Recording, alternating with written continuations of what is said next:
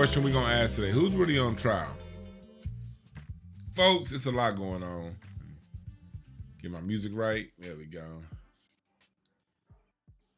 It's a lot going on right now. It's a lot going on.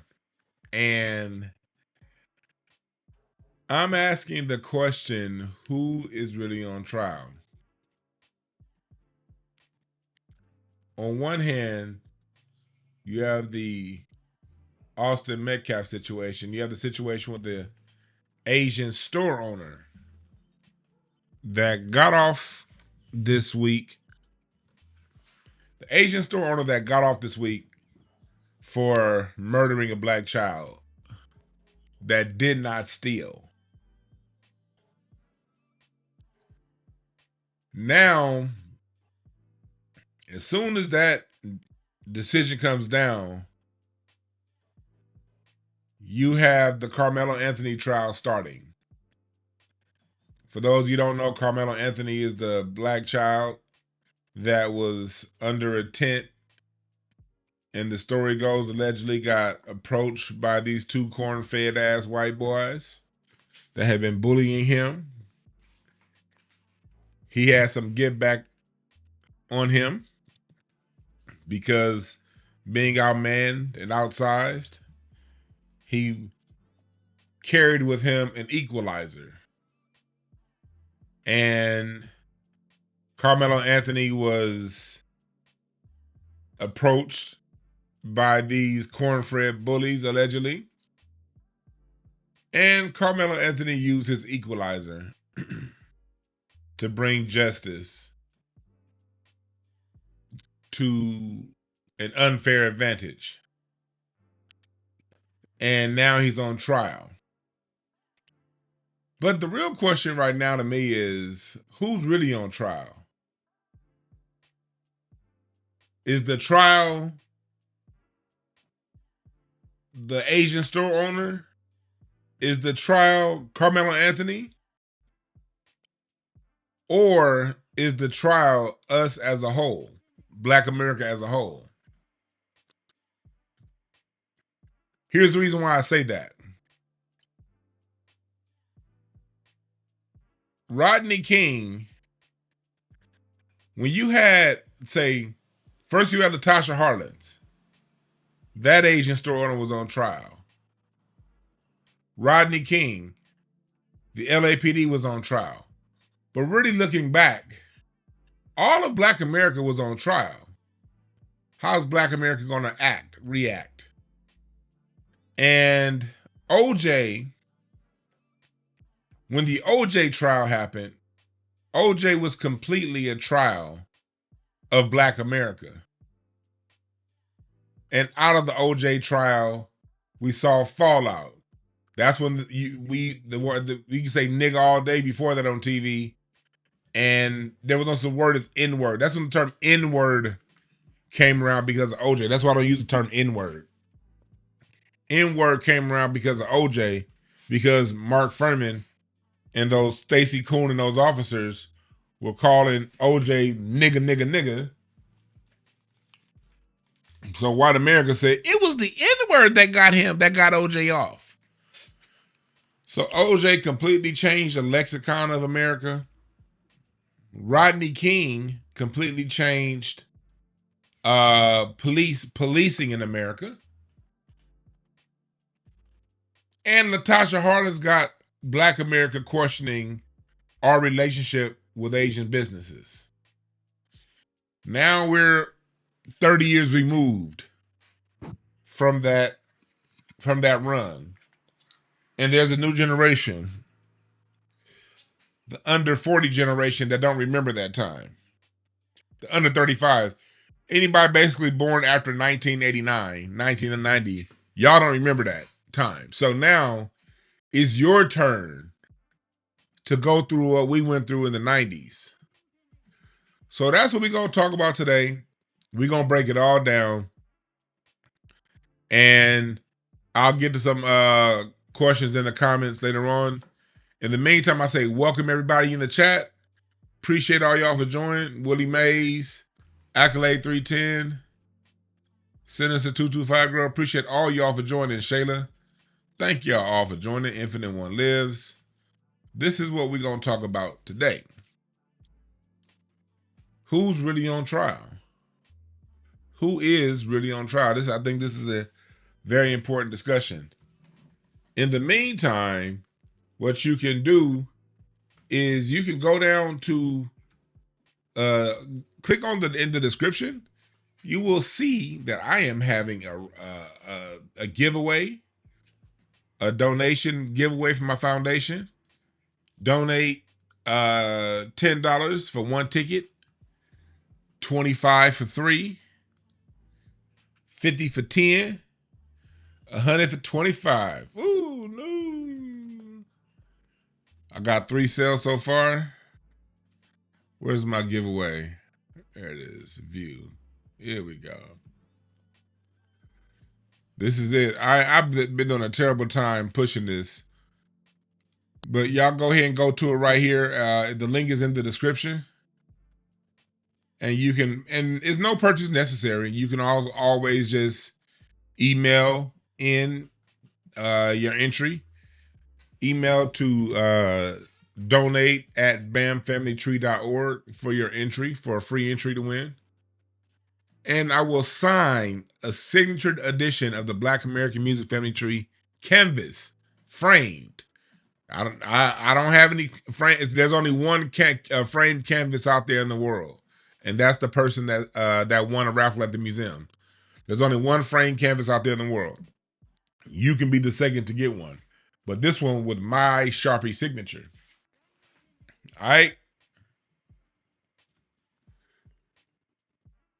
What's up, Sherrill Brian? What's up, everybody? Humane, Jay Jemerson. Appreciate everybody for joining. Make sure y'all hit the share button. Let people know that we are in here. And please, and when you donate and when you get yourself a raffle ticket, understand that your receipt is tax deductible. Put your receipt in your taxes. So go ahead and do a raffle for 25 tickets. That $100 donation is a tax deductible donation. All right. Your money does not go wasted and unused. You dig what I'm saying? Mogul Maze up in here.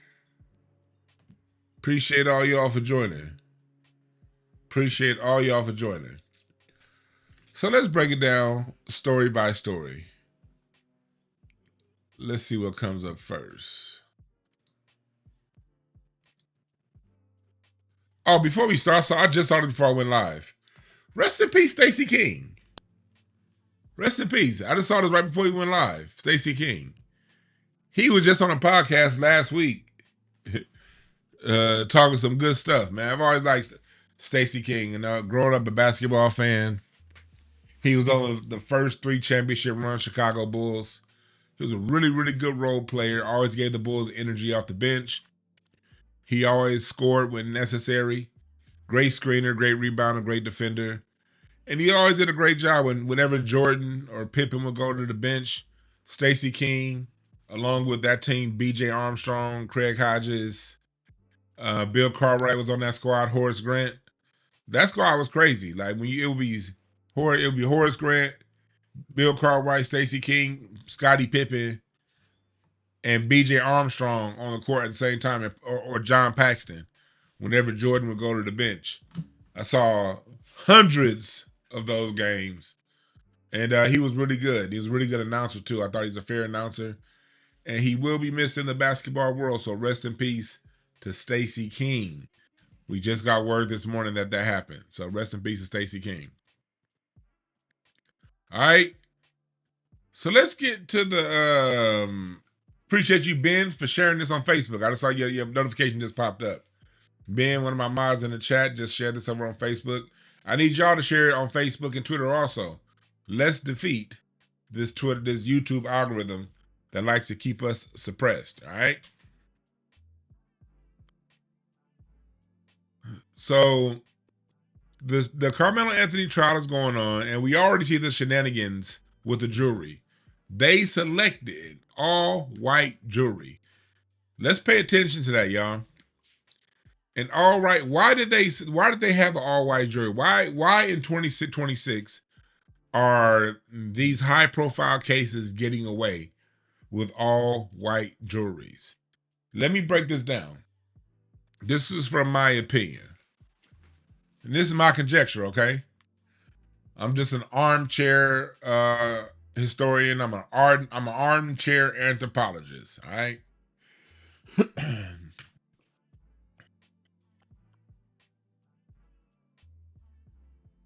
The issues on race in America have gone far beyond white and black.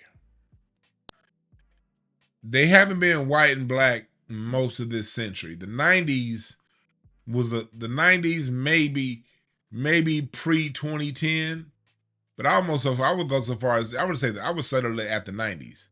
At least here in LA. The 90s was the last time it was white and black here in LA.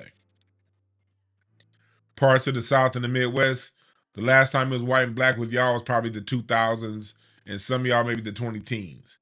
But here on the West Coast, it was the 90s. The last time New York, for y'all, probably the 80s when it came to the prominence of tethers.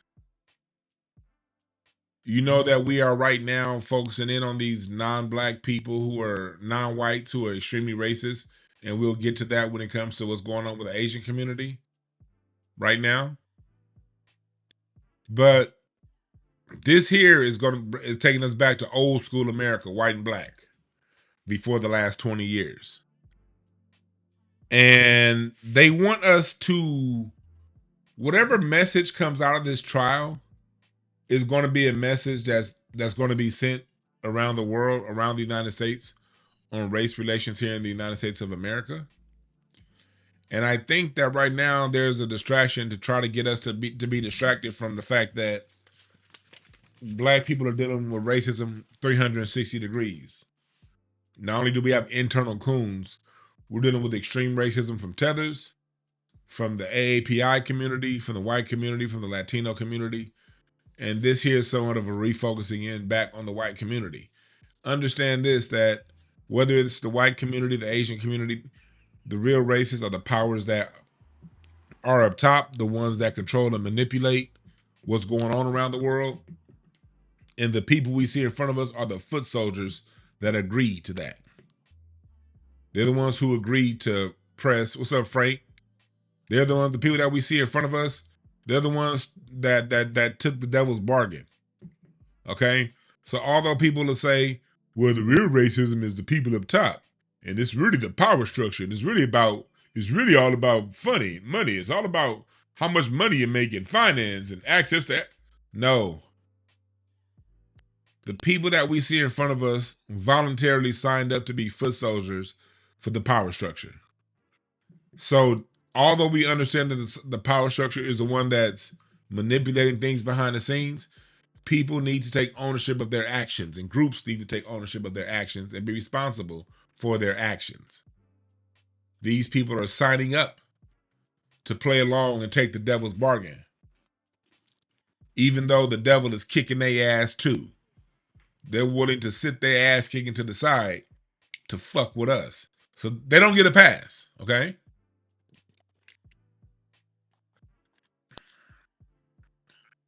So here's what Tim Black is saying. What's going on with the trial?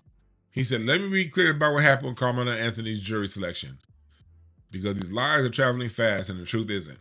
100% fact. Eligible black jurors were dismissed. Fact.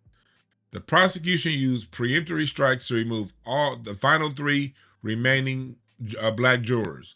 All women, all educators. So they removed the educated sisters. I got my degree. I got my education. Well, they kicked your educated ass off this trial. Fact. Their stated reason was, we don't want educators on the jury. Fact. The judge allowed a white educator to remain on the jury. Fact. And this is all from Tim Black's from Tim Black's Facebook page that I'm reading. Salute to Tim Black. He says, fact. The Batson challenged the legal objection to racially motivated jury strikes was denied. Okay. Result: a black teenager in Texas faces 5 to 99 years before an all-white jury. And there's what they want you to believe. That one black juror who told the court he couldn't be impartial somehow explains all of this away. It doesn't. One juror self-selecting out does not explain 3 prosecutorial strikes that removed every remaining black juror while a white educator kept their seat.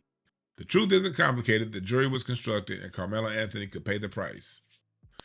That was from 10 Black's website. So we see right there that they're playing the shenanigans in the trial. I want to say this. This is not the channel that you're going to get day-to-day updates on the trial. You better believe that I'm following what's going on with this trial. But I also, y'all know me, I will take my convictions over the algorithm. All right? And my conviction is you don't let this shit mess up your sanity. Our sanity is most important, black people. Don't let this stuff get you emotionally charged. I know I can run the numbers up on YouTube by pressing this emotionally charged content every day. I'm going to leave that to people who are going to be in on it like that. And I'm going to be following along too. But no, this is not the channel you can go to for day-to-day updates because my mental is very important. And I refuse to allow these people to control my emotions with their BS. We know what it is. We live in a system of white supremacy. A system, and a system that maintains that gives people classified as white political, educational, legal, financial, economic advantages over those considered non-white. And as long as the system is in play, we can guarantee we're going to see this. See, what happens is a lot of people, and this is where a lot of the young people get messed up. Y'all get messed up the same way I got messed up as a kid. All the grown folks will tell you, well, things are changing now. Things is changing. And in one more generation, all the kids, look at the kids. They all listen to rap music. That's what I was hearing back in the 90s. Back in the 90s, look at this hip hop. This hip hop got all the white kids. They listen to the Beastie Boys. They like Vanilla Ice. Man, we all gonna come together now. This ain't the 60s. They was trying to tell us that shit, right? And then Tasha Hardins happened. Then Rodney King happened. Then OJ happened.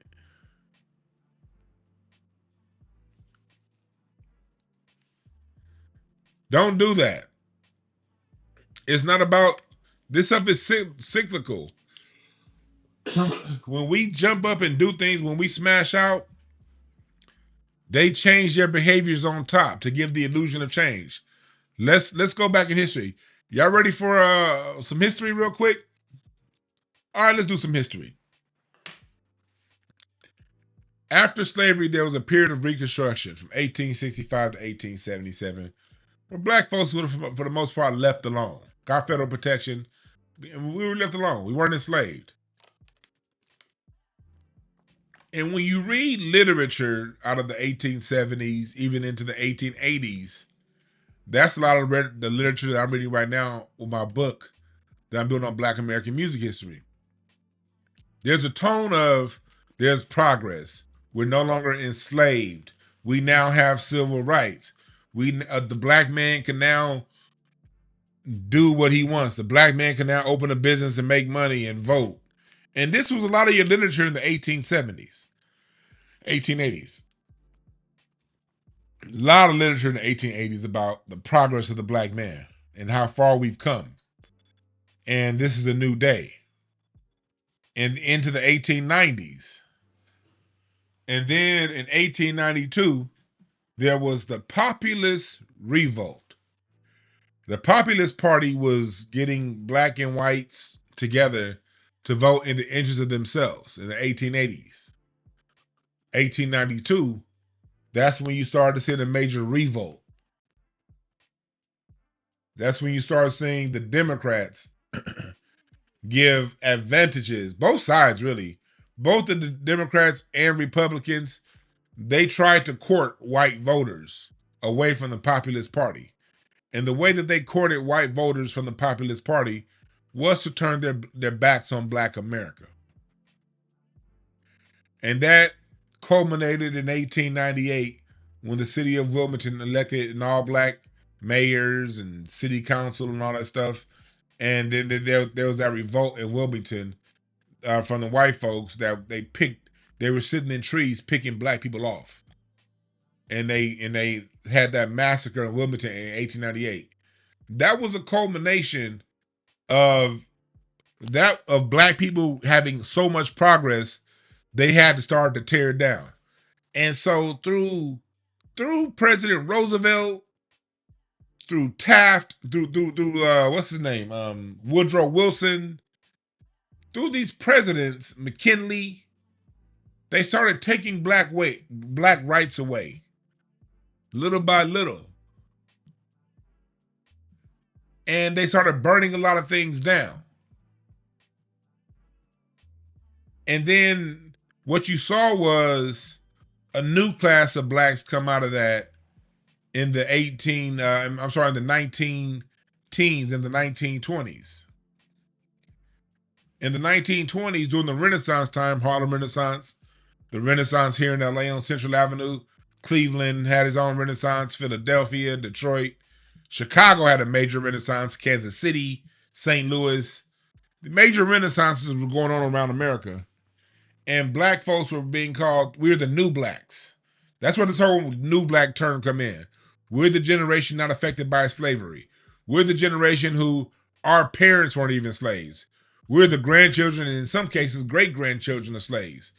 And we started to build things back up, and there was a new promise in Black America because in the 20s and the 30s, they didn't have the internet to go it and talk about history or what happened in the 1880s and 1890s.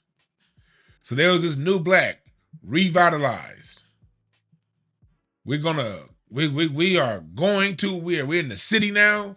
Things are better. We in the North, we in the West. Things are better. We're building businesses. We're building it. And then the 50s was spent destroying. The 50s and the 60s was spent destroying these areas. LA, that's when the Highway Act happened. And when that Highway Act happened, all of those Black Renaissance areas got destroyed for the most part in the 1960s. And then you had the new generation. You had the flower children, the baby boomers, the hipsters, the flower children in the 1970s. Oh, it's okay. We're post-civil rights. Martin Luther King, Malcolm X. We've passed race. No, that wasn't yet. That was the 2000s. They weren't on past race yet. They were saying race is there, but it doesn't matter. We got rights again. We got civil rights again. And we built things back up in the 60s and the 70s. Built things back up. 80s.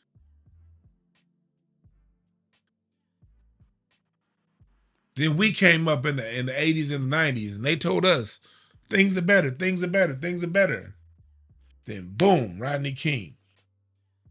Obama gets elected. Things are better, things are better, things are better. Boom, Trayvon Martin. Y'all see how it works? Things are better, things are better. Boom, something happens.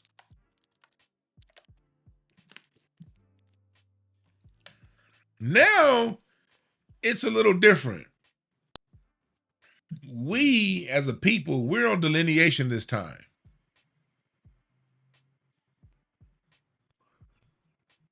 And this generation ain't saying things are better. This generation is saying, give me my reparations. Things are saying, I don't give a fuck what's better or not. We got some serious shit going on.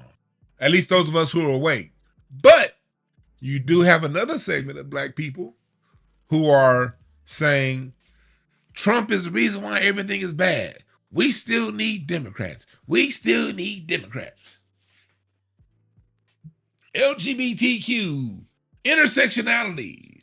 We got these people running around here, these mental deficiencies, thinking that they sex matters. These are the people that are about to get an extreme wake-up call with this. And we need to pay attention to what's going on. Because not only do you have this going on with Karmelo Anthony, you got the whole situation going on with black folks boycotting Asian businesses. And it's like, if y'all pay attention, it's almost like we're being taunted right now. Is it me, chat? Is it me? Or does it feel like in a lot of ways we're being taunted right now?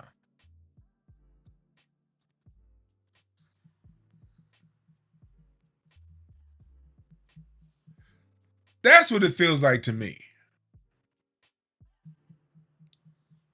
Make sure you subscribe to Patreon here. Quick commercial break before we get to the next story. Same story, but quick commercial break. Watch the HBO documentary on Earth and the Fire today. This week we're gonna do a what did they miss? I'm going tomorrow here on YouTube.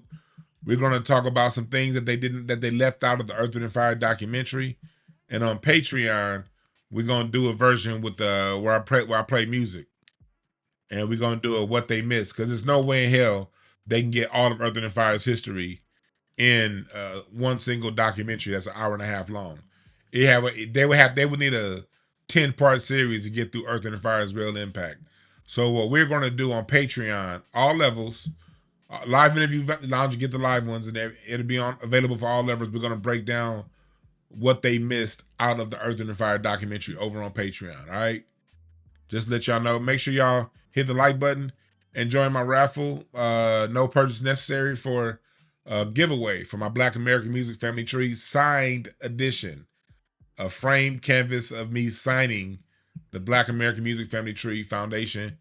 All of this is a fundraiser. All of this goes to raise funds for the Black American Music Family Tree Historical Foundation, and you get a tax write-off receipt. All right, when you click on the link in the description, your donation is tax deductible, and you can always add more to your donation.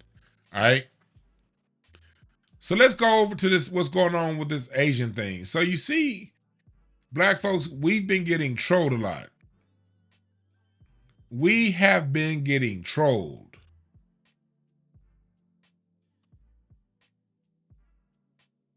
Oh yeah, Chud was part of the trolling. Chud, let me look at the chat. I haven't been looking at the chat room. Let me see what y'all saying before I get to the next part of this. What's up, Chaz? Yeah, we're definitely being gaslit. Mama Dad said, you feel taunted? Yeah. We're definitely being gaslit. Yeah, we're being tested. This is why we got to react smart. And although, as you saw my show last week, and I talked about like what we did here in LA in 92, what we did in LA in 92 was the appropriate reaction for the time. Now, they want us to burn things down. I think that's what they want. I think they want us to burn everything down. They want us to have a 1992 style reaction. That's what they want. We're not in 1992 anymore. And I listened back to some of my broadcasts the other day, and I sounded like I was advocating for 1992 style justice. And I was like, that's not quite the tone that I wanted to let out. I didn't mean that. I didn't mean for that to be my tone. What I am saying, and I want to clear up what I talked about the other day, I'm not looking for 1992 style justice. What I am looking for is for us to be very smart about how we approach this. Our energy is huge, black people. They can shut that shop down in South Carolina without 1992 style justice. There are plenty of other ways to get that done. One way is to not shop there. Me personally, I don't like using the term boycott. I don't really boycott anything. I just stop fucking with people. I don't boycott. Because when you boycott, you still give it energy. You bring attention to it. Cause counter boycotts. I say look for black people who do parallel things. And just shop with them. These people are looking for our energy. And they harvest our energy. Society harvests black energy. Y'all know me. I'm a card reader. I work in the spirit realm also. I know how spirit works. And spirit is big on energy. And energy can be used positively or negatively. Whatever the energy is getting put out, positive or negative, it doesn't matter. The energy can be used.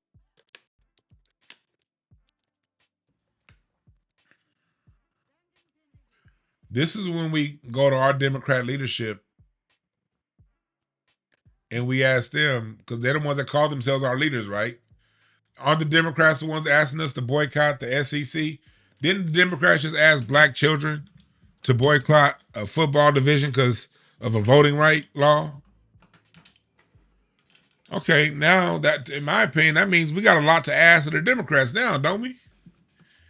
If they can be so comfortable to come to us and tell us what we need to boycott so that they can get a seat in government, this is the time that we can ask them for what are we going to get for it? We have this going on right here. What about laws? What about having some of that Section 3 money benefit black Americans? What about laws that are going to give special protections and hate laws? What about that? We're going to have to be smart about how we react to this. And we're also getting shown how these people really feel about us. Look at this right here. I was watching the African Diaspora Network. And they were doing this. They showed this. They got these little dolls. These little, it's called a Natasha doll in Asia, in Japan.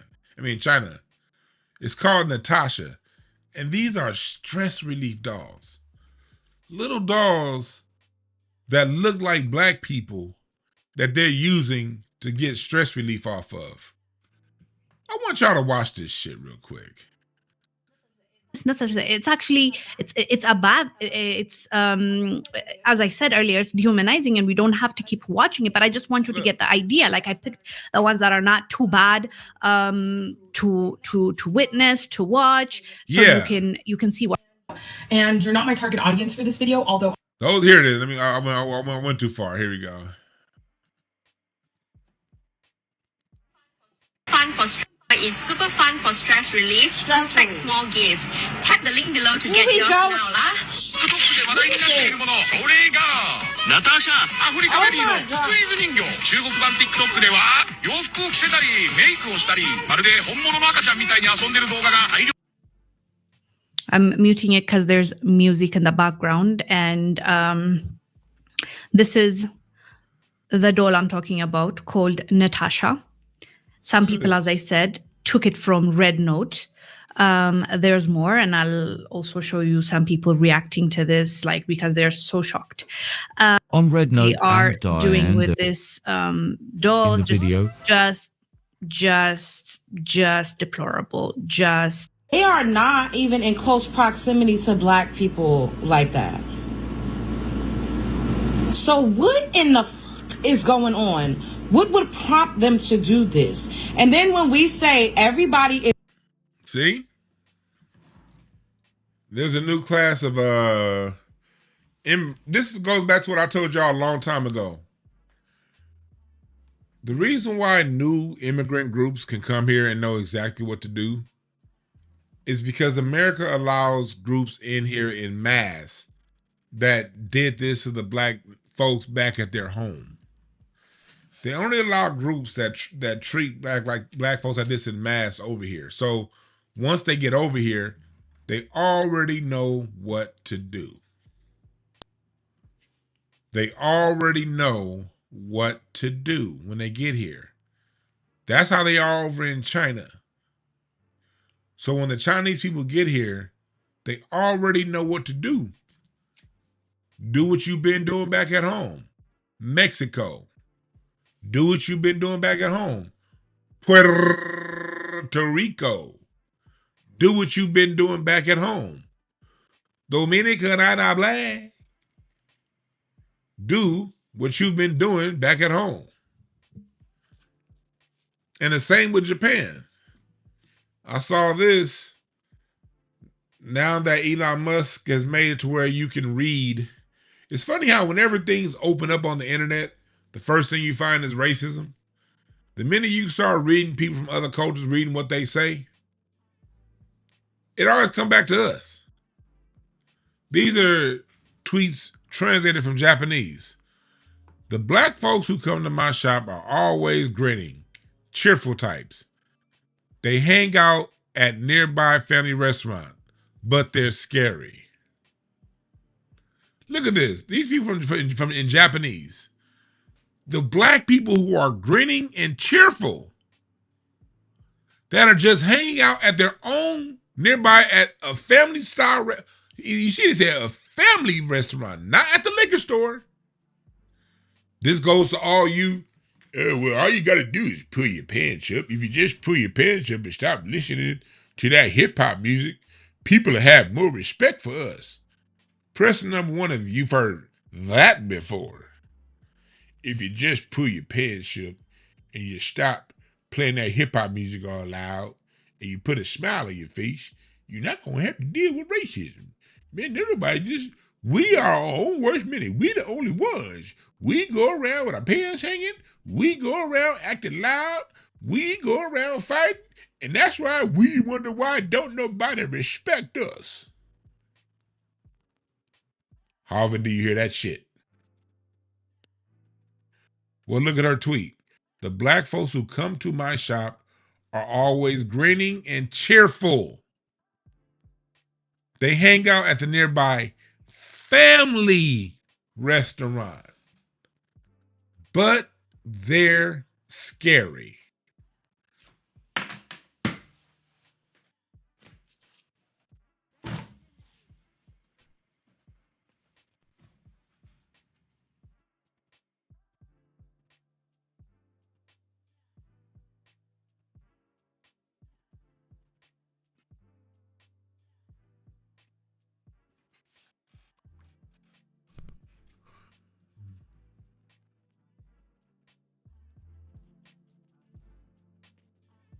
It's what I've always told y'all. There is nothing your black ass can do. There's nothing you can do, black man, black woman, to make people feel a certain way. You just got to live your black ass life. I had to learn that. I spent my 20s walking on eggshells. Because I'm a big dude, 6'20", 6'2". I ain't been below, the last time I was below 320, I was in high school.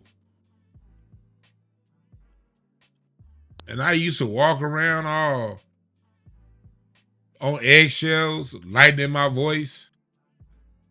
You know, and like, hi, being nice and make sure I smile. And I learned about 26, 27 years old. I learned. About 25, 26 is what I learned. Many people don't give a fuck about you. Stop all that. Stop all that. Live your life. I don't even, honestly, me, when I'm around other races, other groups, I don't even acknowledge their presence, honestly. I ignore people. I don't pay attention to these people. I see them looking at me. That's what I was doing. Or even worse, or even better yet, when I just stand up and just don't have my phone out and I just stand there, not back on the wall, stand straight up, shoulders back, not leaning to either side, straight up, both feet, just still look pleasant. You know, I have a pleasant look, just observing. Watch how people react to you when you black and you do that. Just come in, have a calm yet commanding presence. Neck up, shoulders back, confident in your own world. Don't have no attitude, just neutral. You might even have a slight grin on your face. Because I be having a grin on my face all the time, not even knowing it. My wife be looking like, why are you looking like the Cheshire Cat? I'm like, you don't know what the fuck I'm thinking about.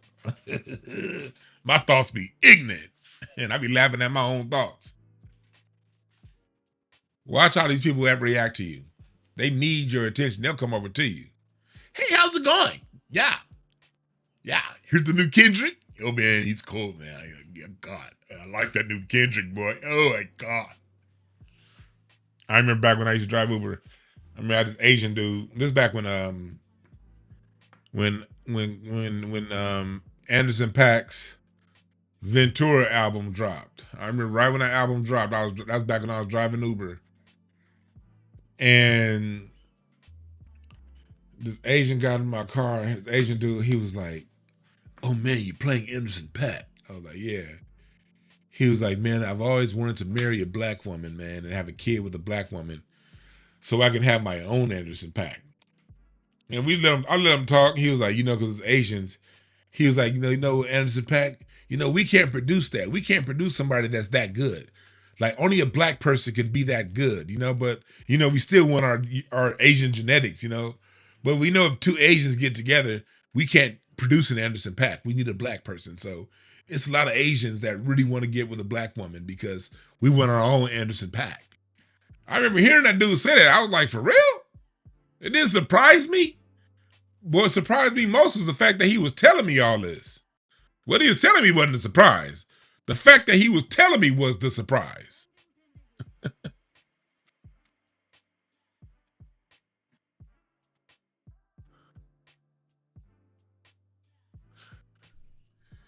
Oh yeah, nigga Larry said, I love making others feel awkward.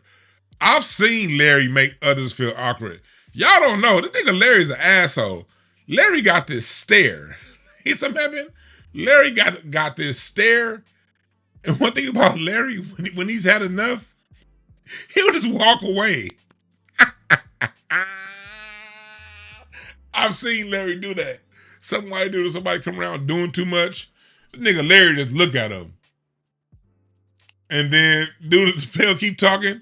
This nigga Larry get up and just walk off. He won't look back. He won't say, hey, are you coming with me? This nigga Larry will walk off and stare at a motherfucker as he walking off and leave. I've seen Larry do that. He'll just stare at the motherfucker and just leave.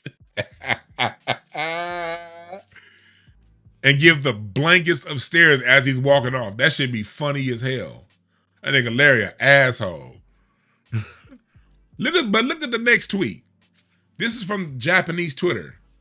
Black people are animals. So I think bear spray or something like that would be effective. You can use that without hesitation, right?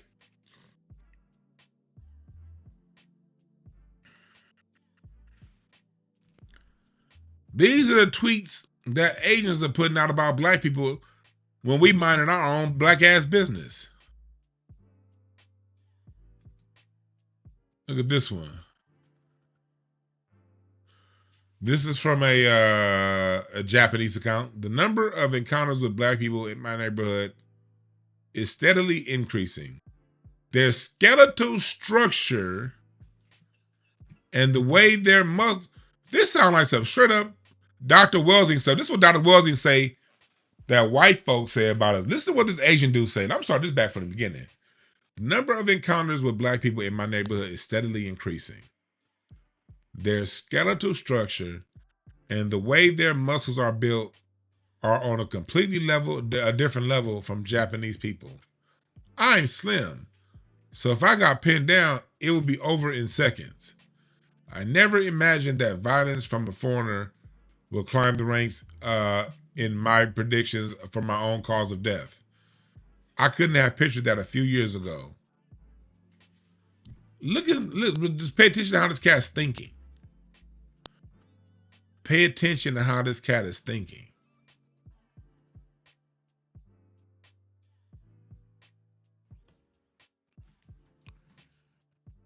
Ain't nobody thinking about fighting no Asians. Like, what are y'all? They really think we go around with violence. That show you how people project. Man, I remember when I used to work in nightclubs. I did security. As y'all know, I did security in nightclubs for about a year and a half, about an 18-month period. 08 into 09. For about an 18-month period, I did nightclub security. 07 into like late 07 into like early 09. And in Hollywood out here, Hollywood is segregated. The same club, everyone uses the same clubs, but they all have their own nights. White folks night, black night, Asian night, Latino night. And every now and again, you might get a diversity. All the diversity nights are still going to have less than 5% black in it. But you'll have like all the different races on those nights. They're still going to come down to be less than 5% black. How? You know exactly how. Well, I remember on Asian night, I know it was a couple things that I knew that were different. One, they start earlier than we do. They be at the club when the shit starts. Usually the club opens at 10. Sometimes on Asian night, the club open at 9 instead of 10. But even when, what's up? He need no, he got both. Yeah, the food that you see there, that's just what he didn't eat. All right. So what was I saying? Oh yeah, at the nightclubs. So what we would see is when the club opened at 10 o'clock, they will be at the club right away. 9:30, that line is around the corner. So we open the door like at 9:45 to start letting them in. Black night, you know, club open at 10. People gonna be out there, but it ain't really cracking until about 11:30, midnight. Midnight is when it really get going. 11:30 is when it starts to get crowded. And I would notice when they would drink, they couldn't drink that much. By 11 o'clock, we starting to carry these motherfuckers out. And they smoked a lot of cigarettes too. A lot of cigarettes, couldn't drink that much. And by 1, the club is, on Asian night, the club will be emptier at 1 than it is at 10:30. 1 o'clock, black night, that's when it's really cracking. Theirs will start to be fading out. So by the time we closed at 2, it was almost finished but I remember we would pick them up and they would fight a lot. When they would drink, they would fight a lot. And here's the reason I'm bringing that up. I would always get Asians to come over to me those nights and be like, you're a big guy, yeah. I wouldn't start anything with you. Yeah, man, because I'm sure you could just pick me up. And I would just be sitting there like, why do y'all always come over to me talking about why you wouldn't fight me? Like, I'm not thinking about fighting you little pipsqueaks. It would be offensive sometimes, like, and I wouldn't just take it out with them. I would ask them, I'm like, what make you think I want to fight you? And they'll be like, no, I'm just saying, just in case. I said, so do you do dumb shit? Like, I'm just asking, no, don't be offended. Don't be offended. And I'm like, no, I'm not offended. I just want to know furthermore why you would think that. Are you the kind of person that does dumb shit? Do you say dumb shit? Only people who are worried about getting their ass kicked are people who do and say dumb shit. Are you someone that does and says dumb shit? Oh no, man, it's not like that, dude. It just And why do you sound white? That's my next question. Why do you sound white? I remember one time, this one Asian dude, little dude. I was right in front of me. He fired on some other else, and he was sitting on top of him, just going to work. And when I did security, I never broke up fights. Yeah, they didn't pay me enough to break up fights. I would just, hey, security, I get on my little mic. Hey, security, there's a fight on the dance floor. They'd be like, DeJuan, aren't you there? I'd be like, yeah, niggas need to stop this. I wasn't breaking up shit. And then paying that little bullshit $20 an hour was not enough to go get involved in nobody's fights. I was there to look mean. I wasn't jumping in shit. But on Asian night, I did. I mean, one time he was beating this dude's ass. I remember I literally picked the dude up and sat him down. And I was like, man, sit down. Sit down. I sound like grandmama. Sit down. And he looked at me like, because he was beating this dude's ass. You know that when you beat somebody up, you feel like a warrior. When I picked him up and sat him down, he looked at me like, and I was just like, yeah. If this was Black Night, all these goddamn fights happening tonight would be on the news.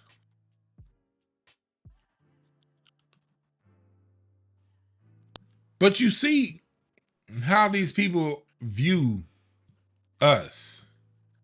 So right now, going back to the original post,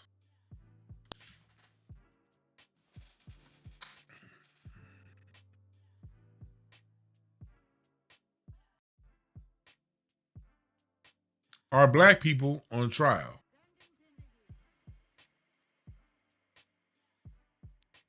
It looks as if our society is on trial. We're being tested on how we're going to react.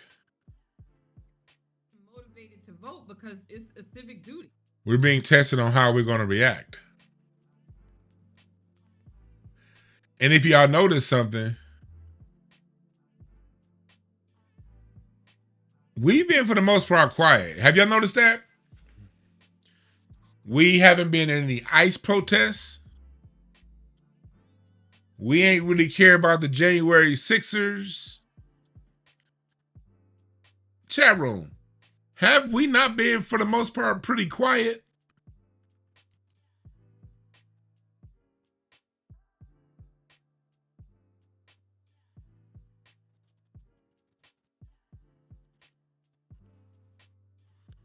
Huh? Ain't we been pretty quiet lately?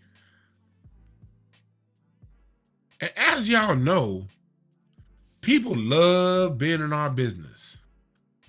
The best, most effective thing we can do oftentimes is just silence. And I recommend more silence, honestly.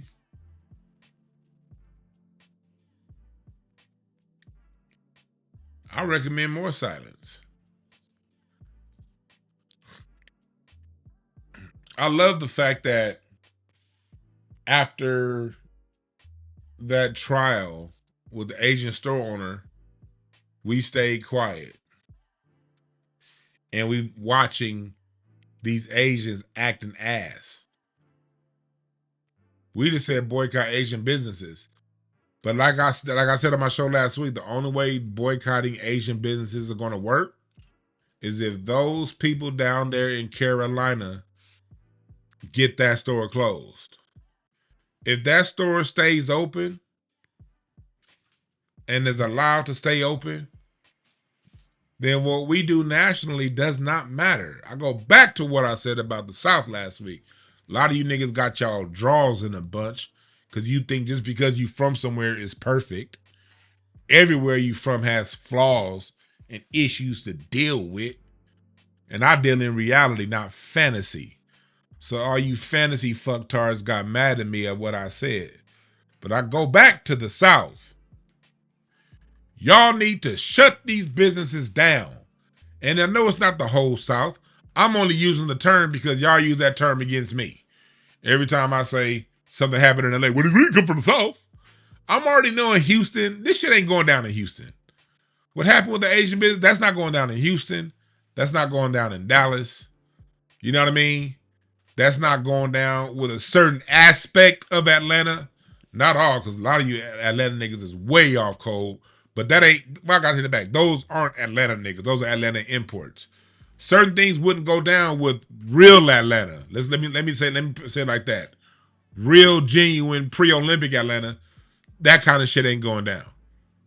That shit probably not going to go down in Memphis. But it's been a lot of that going on in Florida, the Carolinas.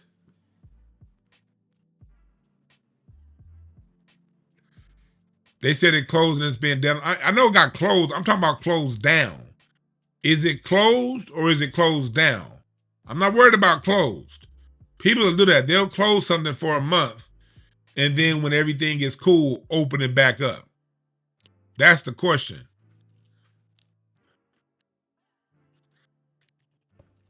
Is it closed down? Not just closed.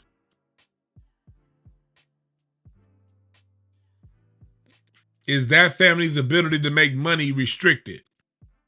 Is the question.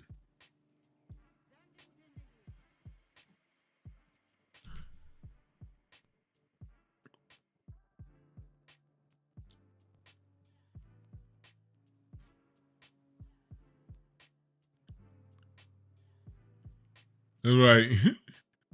He said the Southerners reaction to me should be added to shorts. Right.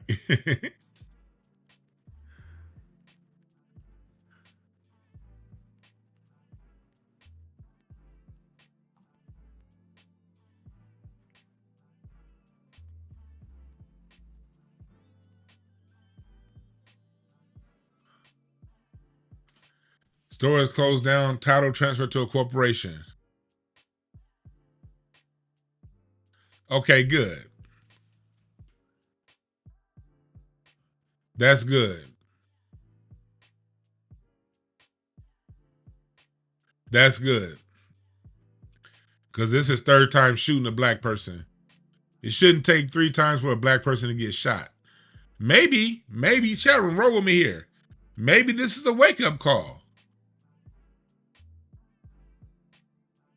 Maybe this is a wake-up call to people in some of those more regressive areas that'll allow someone to shoot a black person 3 times and still stay open.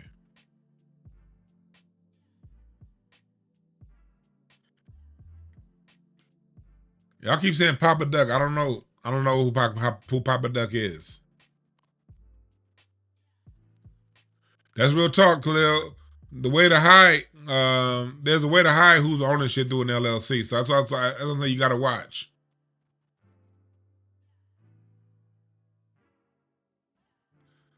But I wanted to get some of y'all thoughts. Call in 323-705-5150 extension 800. 323-705-5150 extension 800.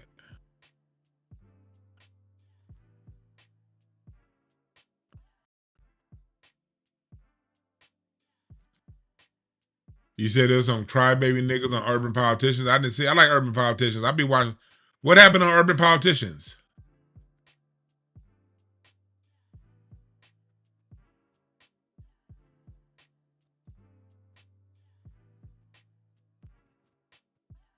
But y'all notice every generation, every decade or so, there's a wake-up call.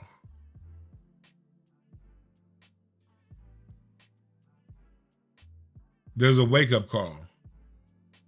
And it wakes a lot of black people up, but it's a lot of black folks who choose to stay asleep. One thing I'm noticing since Trayvon Martin, though, a lot of us that are waking up, we're staying awake. Like a lot of people who woke up after Rodney King, you know, they went back to sleep the minute the song Money Ain't a Thing came out. You know what I mean? Hold on 1 second, Dana. The people after Rodney King and Latasha Harders woke us up, the gangster rap generation put niggas to sleep, and the shiny clothes hip hop generation put black folks right back to sleep. And the 2000s, I think, in my opinion, the 2000s was the absolute most asleep decade. And well, it's a fight between the 2000s and the 80s. Is the most asleep black America, and maybe the 50s, that black America had been. Like we go through these decades of slumber, and then something happens to boom, wake us up, whether it be Emmett Till or Trayvon Martin. I'm excited to see that since Trayvon Martin, Trayvon Martin has woke a lot of us up permanently. Like most black, I haven't seen anyone that's woken up post Trayvon Martin that went back to sleep the way they did back in the 90s. What's up, Dana? What's on your mind? You've had some really great shows. I wish I could have called in on more episodes, but unfortunately not. So I'll take my opportunity here And I'm glad you're doing a deep dive on this situation with South Carolina, Rick Chow, and just where we are in the midst of all of this. I'm happy that we are staying just chill, just take a wait and see approach, but I also believe we're reaching a tipping point where it's just something gonna set us off. Nobody could tell us what set off George Floyd. He was a regular guy accused of being doing some type of criminality, but all of a sudden the world woke up. It's not just America. The world was like, what is going on with George Floyd? Well, what happened with George Floyd? Well, what did this officer do? And all of this, and there's been other, officer involved murders, but what was it about George Floyd that lit a match up under everybody to make it seem like we just focused on this person and what happened? And as far as the young man Cyrus being murdered, we're going to continue to see this until we do something about it. I don't know if that's burning anything down. I don't know if that's a boycott, a stop shopping at this place. But people that were once allies are now seeing, no, wait, I'm sorry. People that were once allies, we are now seeing that we have no friends and it's on the jumbo street. You know what we're going? No one's coming to save us but us. Go ahead. Going to back on what you said. You know what's going to help? One of the solutions, and I think this is a big solution, is it's going to have to start with us as Black people. We have to stop playing this tacky game of people of color. Nothing's going to change. Mm-hmm. We got to be the first one to stop this tacky ass Black and brown, this tacky ass people of color game. It was something that happened. Was it Carmelo's parents? They were like talking about Black and brown coming out, or their mom and dad, and she was like, they still brought up Black and brown, and that gotta stop. Like, as long as we play this tacky ass game of we're all in this together, it's gonna keep going. We gotta wake them niggas up, and we gotta also put it on our, like, what a lot of what you did. You get a lot of credit for this. You and Friday, I just saw Friday on Twitter. I gotta go back and watch her video. We're talking about the whole NAACP thing. What y'all did and the California Reparations Committee delineate between us and all these other people of color. That's where the shit's gonna have to start. We have to. We really don't have a choice. Our back is up against the wall. I mean, with the young man Cyrus, we got Trayvon and Latasha Harlins in one swoop. Yeah, Cyrus's mom that said George that. Thank Zimmerman you, was chasing. George Zimmerman, was chasing Trayvon, and then Latasha Harlan was trying to purchase something. So as long as we repeatedly see this, and you're right, the deceit of inclusion. As long as we talk about Black and brown, but Black people can't identify who the brown is, because who is the Latino Trayvon Martin? Who is the Latino? Who is the Latina Latasha Harlan? You could say that about Breonna Taylor. You could say that about Eric Garner. You could say that about all of them. Where is the Latino equivalent to make this a Black and brown issue? There isn't one. We ourselves, every Black person, whether conscious or not, can name off 25 Black people were killed unjustly that were unarmed. Right. So as long as that continues, it'll be a fringe issue, and we'll be out here on an island on our own until Black people get the message. How many children, elders, adults have to be murdered for us to say enough? Whether that's a Rick Chow, whether that's a Derek Chauvin, whether that's Ponciano in New York, it doesn't matter. We are now being killed in our own homes. There is no safe place for us. We thought we were safe at home and we could be ourselves and be the people we are, who we really are, not how people perceive us. And we can no longer do that. They're going everywhere we are and killing us. What will it take to say no more?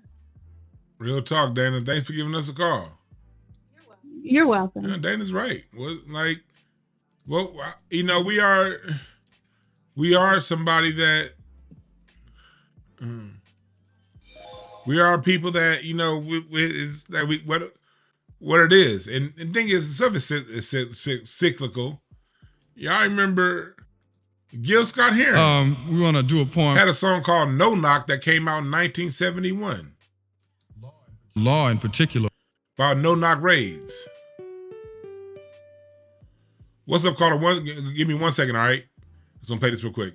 No problem. Listen to this, this is a song by You explained it to me, I must admit, but just for the record, you were talking shit. Long rap about no knock being legislated for the people you've always hated in this hellhole that we call home.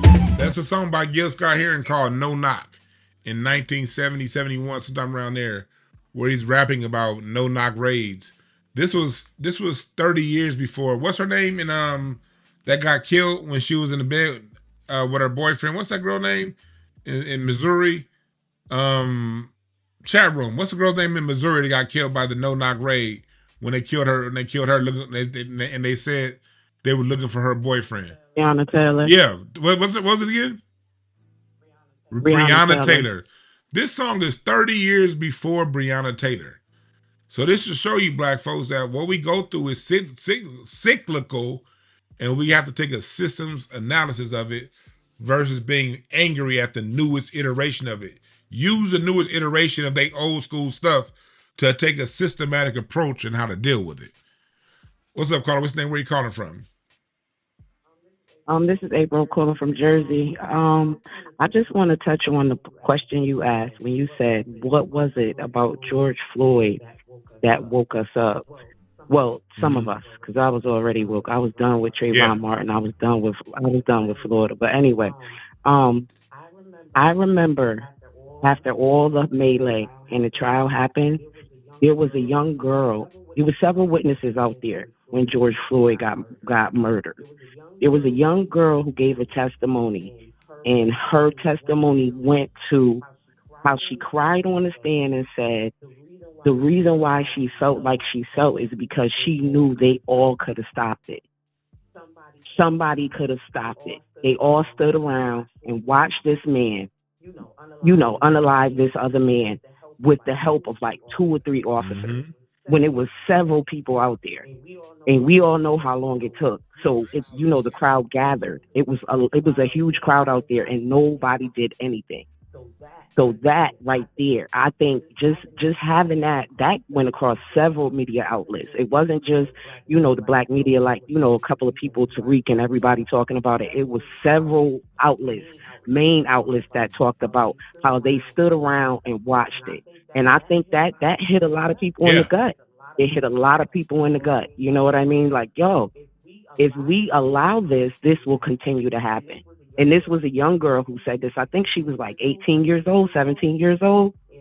Yeah. So I just wanted to touch on that. And I felt like that testimony and just having her lose it on the stand like that and relive it, in real time. It was just, that was like, it's like Dana said, if we continue to allow it, this is what will continue to happen. That's right. Peace. And I thank you for bringing that context to it, because I forgot all about that part. That was a major part of it. It was so many people saying, like, it was the whole thing of something could have been done. That lingered. Like Trayvon Martin, nobody was around for that. Nobody was around, could have done anything about Korean gangs. No one could have done anything about Breonna. This was one of those, somebody could have done something. And I think that just left a bitter taste in people's mouth. Thank you for that perspective. No problem. B1. Yeah, that was a great perspective. Interesting. I'm glad she brought that perspective with it, because that was a major bitter pill at the time. That, like, damn, this had been, y'all ain't do nothing again. But I saw. I'll get right to you in 1 second, caller. Yeah, I remember when Kwame Brown said Breonna Taylor got herself unalived. Again, and I like Kwame Brown's channel, but you're dealing with a black man who's taken zero time to learn about his history here in the United States of America. But that's not all his fault. Y'all know that's why I always fight against all this Africanization of our history. People who do look at history, they jump from Martin Luther King to slavery and then back to Africa. That's what happens when you miss what happened here. You'll go around thinking that, oh man, it must be your fault in some kind of way. When the history is right there in the music. Gil Scott-Heron, No Knock. This is some old stuff we've been dealing with. But people don't pay attention to our history. What's up, caller? What's the name? Where you calling from? Hey, what's going on, man? My name Nigga Divine. I call myself Nigga Divine. I'm from St. Louis. St. Louis in the house. And I'm just trying to, all right, but I'm just saying this, man. Just keep it simple, man.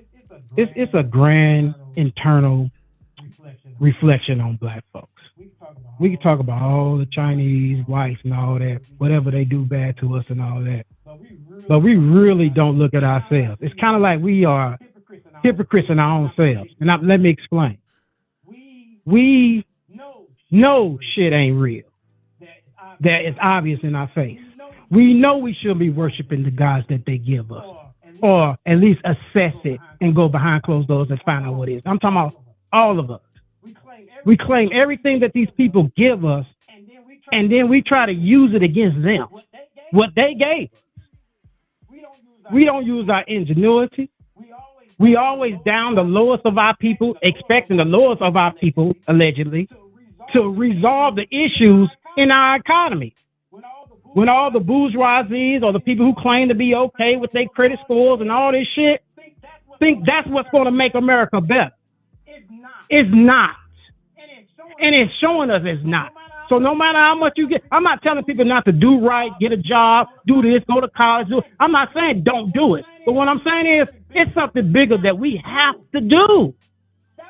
That's not going to work. What's They put barriers in front of us to make sure it don't work. So what are some things that you see can work? Give us some solutions, my brother. Well, we got to start research whatever you believe in, whatever you look at, whatever knowledge. You're going to have to say off top, I don't believe them. Whatever they wrote. And whatever they put out. Hold on. Let me get a little more, because I saw like you got some solutions, my brother, so I want to make sure I hear you out correctly. I want to, because I know there's a lot of people, especially here on, I don't know if you watch this channel regularly, but on this channel, the people who call in here regularly do question everything. They don't just take things face value. And it's a lot of people on that vibration. So I just want to be clear about, okay, like what it is we shouldn't be looking at, because I just want to make sure that you heard out all the way. Well, first of all, we need to stop. Well, I would say what we have to stop doing off top is looking up to people who look up to them. We have to stop looking up to athletes, stars. These are all distractions. We have to stop looking up to them. That's the problem. Everybody keeps patting each other for the back to try to get to the top. That's not like I get that's generally I hear exactly what he's saying, but this audience is past that. I want you to give us some solutions for this audience. This audience, they hear every day from me on Look Up the Stars. I would say this. From me listening to you, okay, I see what you're saying. Look, from what I've been hearing today, I would say this. I'm going to start with the word black. And I'm not coming with no Moor shit, no Hebrew shit, or anything, no sovereignty and all that. But when we use these words that they give us, black, white, Chinese, brown, and all these connotations that don't really apply to an actual human being whatsoever by law or anything. We supposed to get our so-called intelligent, smart asses real quick, and learn what these things are. We know in America, in the United States of America, these terms do apply by law. White and black are legal terms here in America. But here we go. But see, this goes back to what I was saying at the beginning. Who gave us these names? What I'm saying, if we didn't name ourselves that, then what would we do? Hold on. What I'm saying is, white, black are legal classifications within the United States of America. That's the context in which we have to deal with in these times. Asian, Pacific, AAPI, these are all terms that are used and written into law.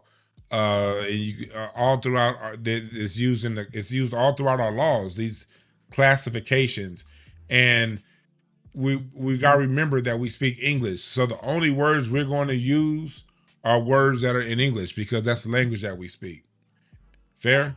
Well, I get it for communication. So like me and you talking, we just talking in general. What I'm trying to ask is, I guess my question is, okay, I'm gonna let you go ahead and give me some of your solutions. Okay, let me keep it simple too. You know the word nigger, right? The word we call nigger, or any other derogatory word we use.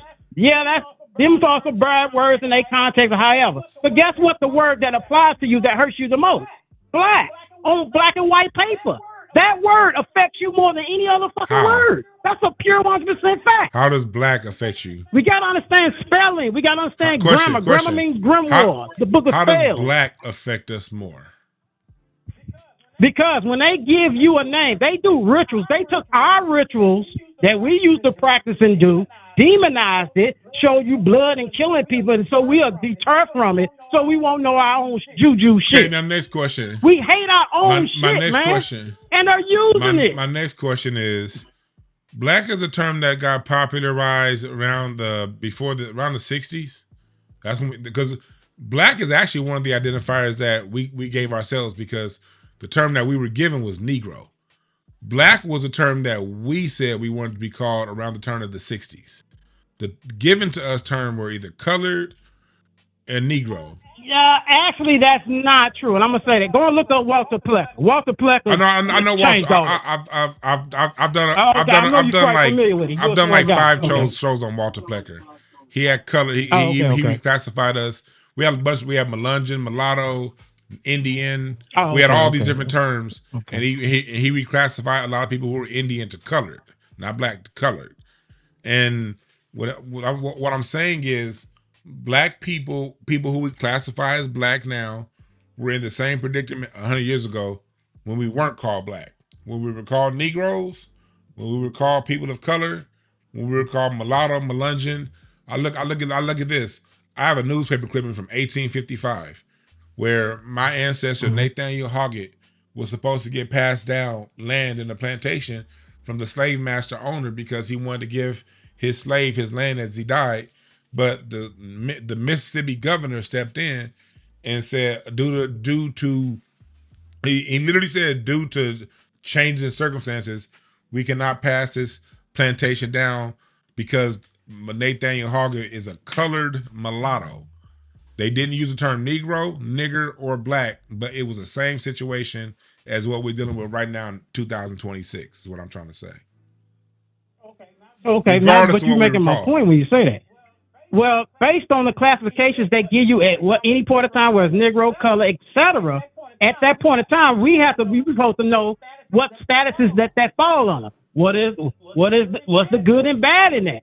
What's the saying? Okay, we claim black status now, right? So we need to find out what does it mean in law, what applies to us in that. And when we find out, they doing what they supposed to do by law. We're not even considered humans. Can you educate us? What does black mean by law? I would say this.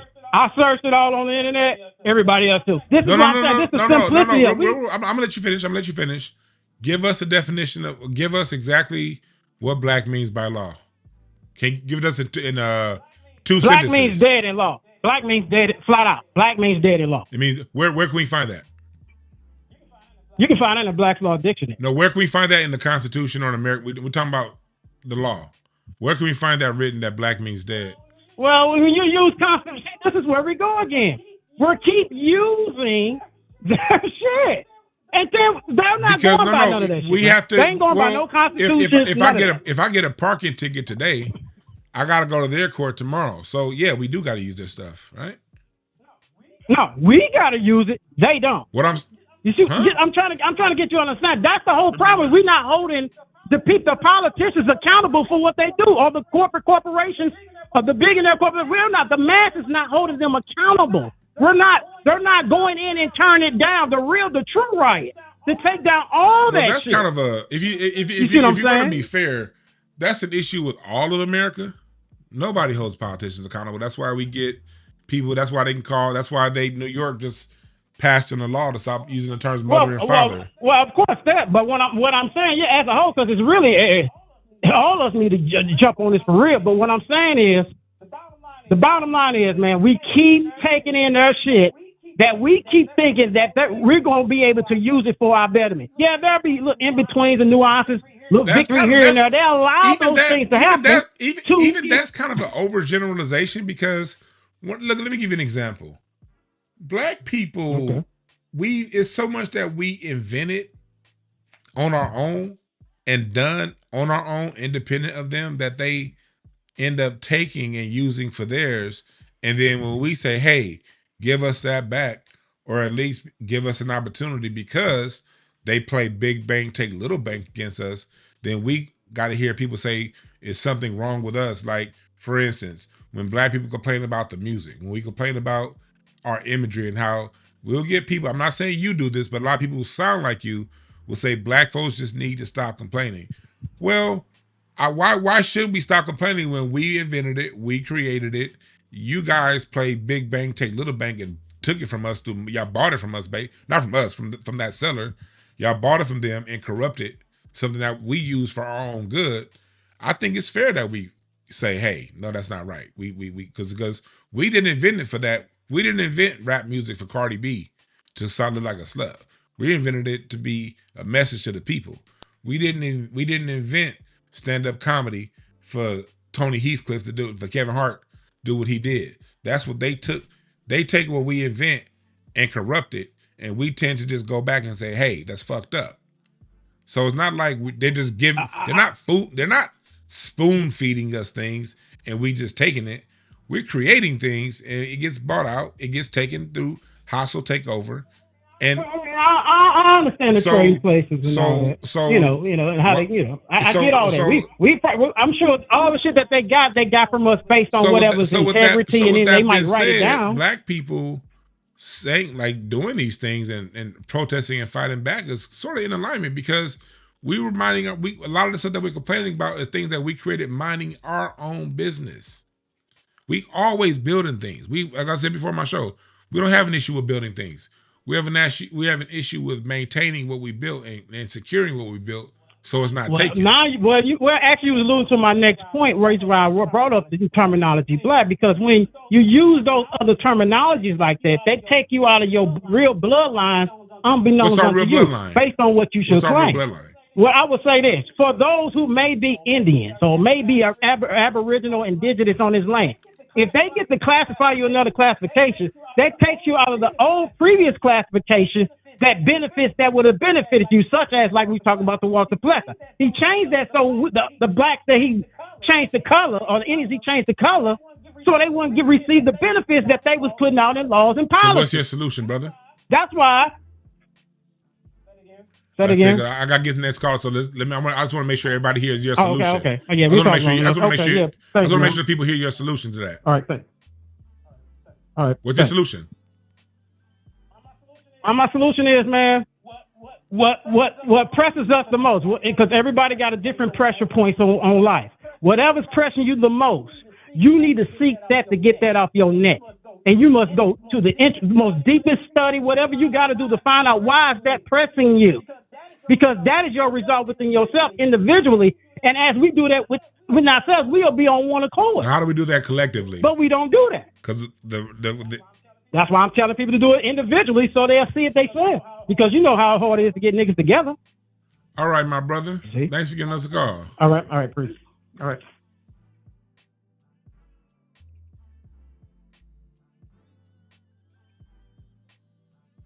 Larry, call back. I saw you try to call, Larry. Call back, Larry. What up, dog?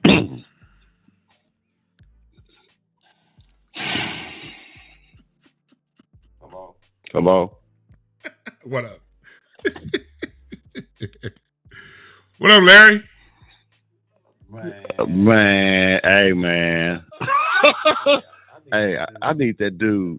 The last dude who's on the phone, I need him to type a comment so I can block his motherfucking ass forever. Don't block him. Don't block him. Dog. What? Hey, I'm going to tell you what really pisses me off, because I'm not watching this shit on my phone. I'm actually watching it on my TV. And, dog, I know you.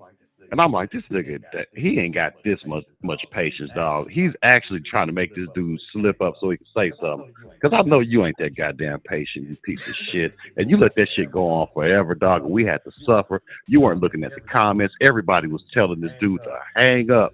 And you just kept asking, what's the solution, brother? Nigga, the solution would have been to hang up on him after being on the phone with him for 3 minutes, dog. But no. Well, honestly, let me tell you now. And chat room, excuse me, I apologize to the rest of the chat. But a major reason is I saw your comment where it said hang up. And I was like, oh, this shit pissing Larry off. Hell yeah, I'm gonna keep this shit going. So I'm sorry, rest of the chat, y'all had to suffer. But I saw Larry getting pissed off, so I had to. I'm yeah. Dog, hey man, why was that nigga yelling, man? I forgot the point I wanted to call in and make listening to him. Why was he yelling, dog? Hey, he was passionate. The brother was passionate. Hey. But he wasn't passionate about nothing. You kept asking him, what's the solution? And he just wanted to yell and yell. The nigga was debating himself. You didn't have to say nothing. You just could have let him debate himself. This nigga was arguing with himself. Man. And I could I could picture you getting pissed. I'm pretty sure your leg was shaking. That's how pissed off you was. Dog, I know your leg was shaking. I was like, I know that nigga Larry leg shaking. Rest of the chat, I apologize, but this is pissing Larry the fuck off. I gotta keep going. I'm dead fucking serious. Hey. He know me. I sacrificed the whole chat to piss you off. Hey, you know what? Okay, well, the chat, you see how he held y'all hostage just to make me suffer? Y'all don't, hey, man, y'all stop supporting Dewan, dog. He's a horrible person. Dog, you really fucked over the I saw like about 2 minutes in, I saw that you said hang up. So I was like, oh, hell yeah, I'm going to keep this shit going. Okay, dog. Well, this last nigga, I don't know, dude, man. I forgot what I called. Oh, hey, look. I'm not trying to make a generalization to all of y'all. I love y'all. But when it comes to boycotting these Asian businesses, we know who supports them the most. I don't have to say anything, but we know who supports them the most because they depend on them for their appearance. So I want to implore those who use them the most to stop, because this is on y'all. I don't have an Asian barber. I don't get my nails and feet done because I'm a real nigga. But for those who use Asian people to improve their appearance, I won't say any names. The boycott mostly falls on y'all. So y'all stop using the motherfuckers. And I would say most of it, and then for the niggas that buy individual blunts, y'all need to stop. Why the fuck y'all buy blunts one at a time anyway? You niggas that do that, nigga. I get my blunts on Amazon a whole box at a time, nigga. 25 wraps, nigga. 25 packets of 4 wraps in the pack, nigga. Niggas get them from one Amazon. blunt niggas, y'all too, and on top of that, why would you buy your liquor from a liquor store? Why don't you go to Costco or like CVS or some shit like that? That bottle of Hennessy is like $10 more in the liquor store. What the fuck you niggas doing? Man, yeah, but if you go buy hair and other stuff from them, nails and shit, then stop. And stop. And I don't know, hey brother, hey caller, if you listening, dog, I just want to tell you, don't you never call this motherfucking show again, dog. You watch. Don't never call 323-705-5150 extension 800. You watch. Don't you call up here no more. Y'all continue to support Dewan. Dewan, fuck you. You a horrible friend, and I'm gonna kill you ain't gonna do shit. I'm just glad I got to piss that nigga Larry off. Sorry, chat. I was like, in the back of my head, I was like, man, this shit pissing Larry off. Let me keep this shit going. What's up, Carl? What's the name? Where you calling from? Jacoby from Portland, Oregon. Hey, what's up, Jacoby? What's on your mind, brother? I know you got some wisdom. I know you ain't no fool. No. Go ahead. No, man, that's too much plebiscite babble. I just happen to come in on the plebiscite babble, but look, this ain't complicated, okay? If you find this complicated, get some help. There's nothing complicated about what Chow did to that brother Cyrus. That man got away with cold, calculated blood murder. Point blank range. Why do I say that? that man had it out for a black person. He didn't see nothing else but black. And so when we see these things, it brings me up to Natasha Harling. Now, I'm 44. I was too young to know what was going on, but later on, that hit me a different way. You don't need to go out there and start tearing up shit. What we all need to do is understand the situation you're in and remove yourself from the situation.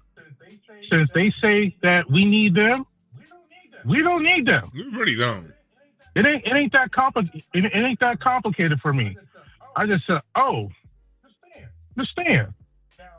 Now, some people are built a little differently. I'm built more like I'm just gonna remove myself. I'm not gonna buy no Panda Express. I'm gonna try to buy from a black-owned business as much as I can. And that's what you have to do. If you learned anything from the civil rights movement, you had your rioters. You also had your nonviolent rioters. If you take a look at what Martin Luther King did, the Montgomery bus boycott, that should be a blueprint in itself. What needs to be done? You got to hit them in their pockets. You got to hit them in their pockets because they smelling themselves. They think they're too much. And another thing, Bill Scott posted a video, I think Friday, about this stud crying, saying, "Oh, well, you don't need to boycott all the businesses." And you say you guys are always saying racism and all this stuff, but when somebody shut up, shut your stud ass up, okay? You can't be gay and be a white supremacist. I don't get that. So it's about time for the delineating. And the second thought, this is the Congressional Black Caucus fault. Oh yeah, a lot of ways, yeah. Why do I say that? Because we are trying to live day to day to get our shit together.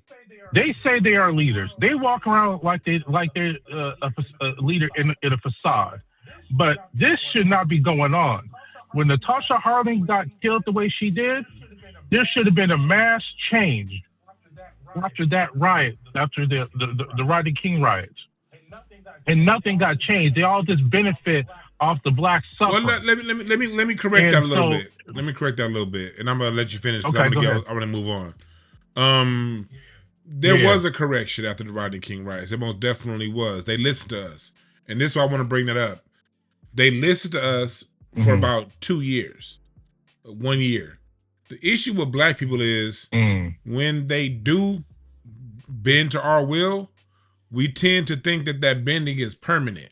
When they bend, they'll do it just to calm us the hell down and then go back to business as usual. After the riots, we got Operation Rebuild LA, where they finally started allowing black businesses into LA. They started bringing resources into the Crenshaw district.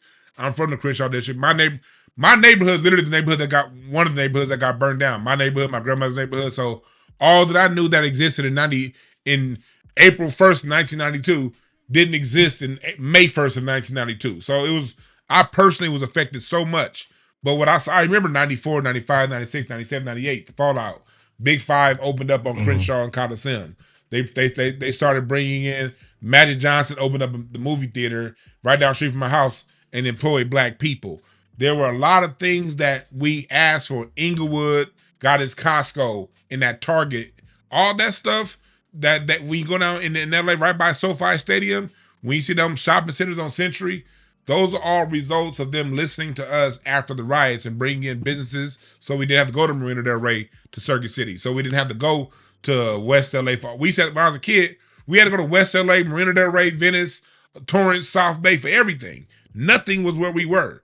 So after the riots, all the things that a lot of the things that we asked for that we had to go to the other side of the city to get, they brought in. They brought in black businesses. Problem. By 98, 99,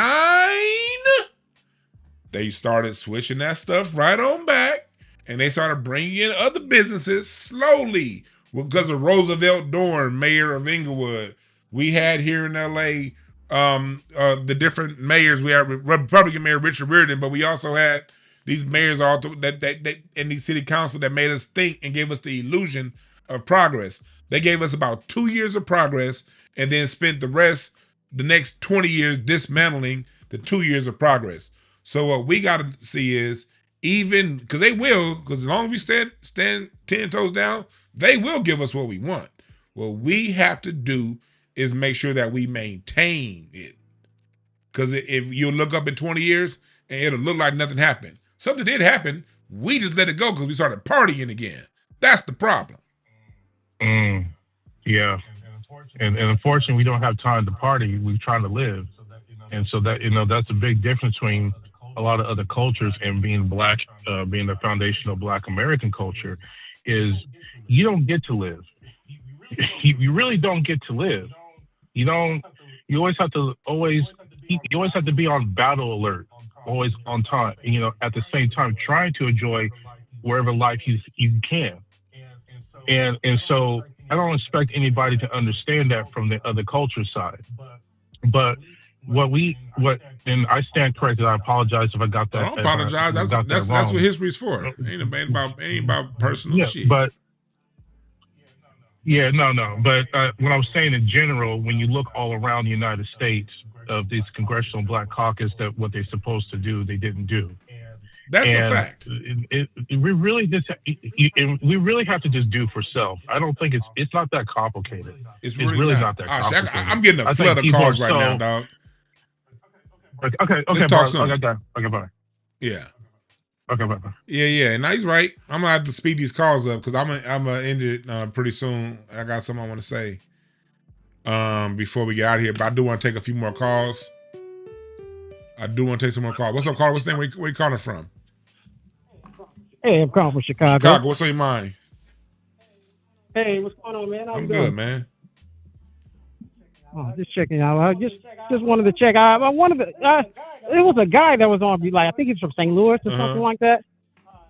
I mean, he probably didn't articulate, but he's on point because I'm doing the paperwork right now, correcting my status and everything, and having a great effect on it, based on changing my status, being in privatization and everything. So there is some relevancy into all that. I suggest, I don't want to advertise where I'm learning from on your show or anything like that, but it's actually real. It's real. Here's the thing.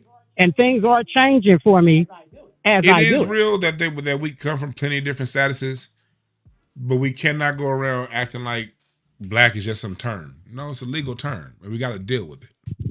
They're like, yeah, but no matter, my understanding based on legal terminology, that's where we fall at because it's under legal terminology. And I know some people who identify other statuses and things like that, but it does work to a point. But still, to this day, we have not seen anyone who said, "Okay, I'm this status over here," and the country respect it and recognize it. I haven't seen anybody keep their house based on status. I haven't seen anybody keep their business based on status. When it came down to the nitty-gritty of resources, land, wealth, business, and I could be wrong, correct me if I'm wrong, but I've seen a lot of people stand 10 toes down on these things. I'm not going to pay for this house because I'm a sovereign citizen. And I'm not even speaking from that. I'm not even speaking from those old terminologies and all those, get quick schemes. That's not what this is. All the rules are actually in the laws and legal terminologies that we're all talking about. Like the Constitution that I thought I heard you talk about earlier about. You asked the guy was about black. Well, black and white are not even in the Constitution. They're not in the Constitution. They're in the laws. They're in the laws of black people have no rights that are Dred Scott. And so why would you ask that caller about? They're not only. I say, are they in the law? I said, I didn't mean you mentioned the word Constitution. I was like, that didn't make sense. Then I heard some guy named. That's why I was saying named Larry. That's why listening is so important. I purposely didn't mention the Constitution because I know it's not in the Constitution. It's in judgments. It's in laws. It's in legal sightings. It's in Dred Scott. And Dred Scott was just used as a reference to a case like in 2018. Like they still reference Dred Scott now. Correct. And what status is that under? So I'm not going to sit around and act like and say, okay, we just ain't black. It's just a word. No, the shit's used in trials. Well, status does matter because I'm going to tell you what, great example. Rachel Dolezal, $5 Indians. You get my point? Paperwork matters in this game that we all talk about. No, I'm talking. Yeah, I get it, but I'm talking about here in California. We were able to give reparations and delineation based on the status of people identified as black, freedmen, and these people who have been of these statuses. Yeah, I'm working on that too with my I'm not talking about. I get it. Let me finish. I'm not talking about working on, worked on, finished, done, recognized. Well, from what I'm hearing, but what I'm hearing for today, it's like most of these people are clueless of what the things that I'm working on because people still talking about redundancy of I get it. This is, and I'm I have to get to the next caller. One thing we got to get past is what I'm working on. Nobody's interested in what nobody's working on. Nobody cares about the next. Nobody cares that Ice Cube is working on the next Friday until the next Friday comes out. People only care when you produce. Well, I mean, if you're going to go by that, then no one's doing anything. Let me finish. Working on, people here working on every single day. I'm working on leaving my job. I'm working on creating this. And I used to be one of those. I'm not here to sit back and say, I'm better than nobody. I'm not making that happen, sir. I used to be Mr. Working on. Nobody cares what anybody's working on.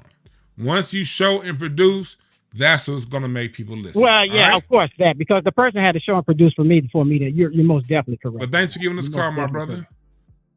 We don't have working on conversations here. I used to work on stuff all the time, but it wasn't until I put my documentary out that people cared. And it's my first documentary is bigger than hip hop, the Black American Music Family Tree that you can find over on Incense and Ashtrays and at DewanB.com. Nobody cared about how much music history I knew until I put out the documentary. Nobody cared about none of my talk on black music history until I put out the Black American Music Family Tree. When no one cared about what I was doing, my school curriculum, working with kids, until I actually created a curriculum and actually used that curriculum in schools, in the summer school programs.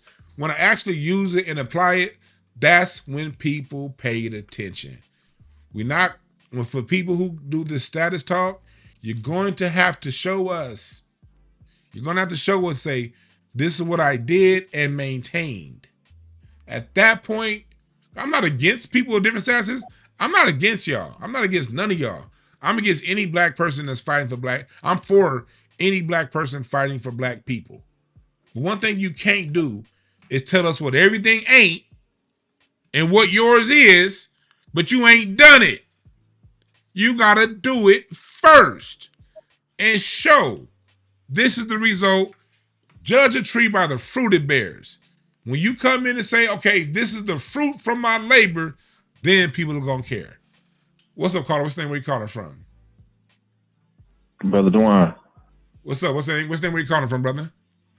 Hey, brother. This is Brother Herb out of the OC. Oh, what's up, Herb? What's on your mind, brother?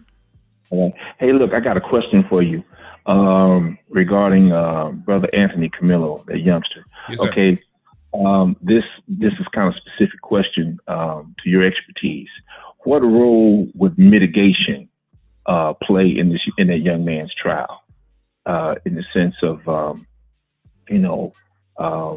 situational circumstances surrounding his alleged? I'm not sure if I understand the question, because I don't know if I told you, if you heard earlier. I'm not going to be paying attention to the details of the trial. I can't give it that. I can't give this trial my emotional support. The thing, right. I get what you're saying. Basically, my question is, as far as the crime that he's being accused of, which is murder, and his situational circumstances that surrounded, the incident.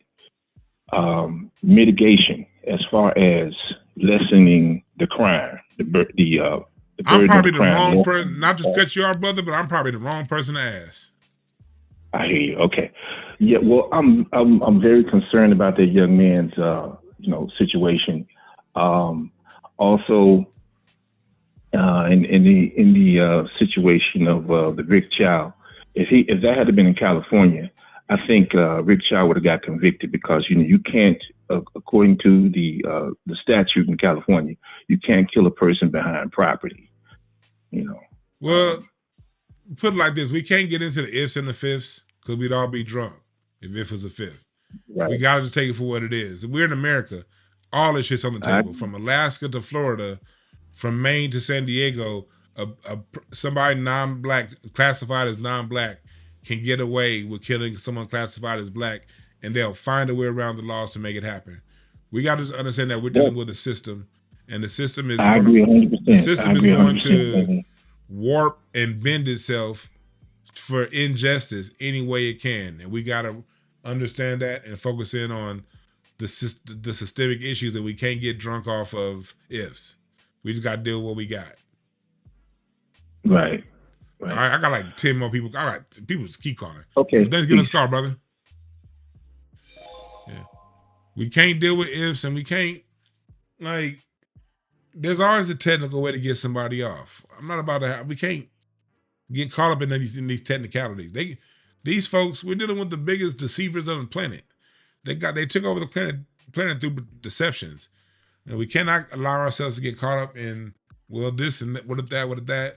Fact is, if we make up doesn't exist, they'll make up a new one.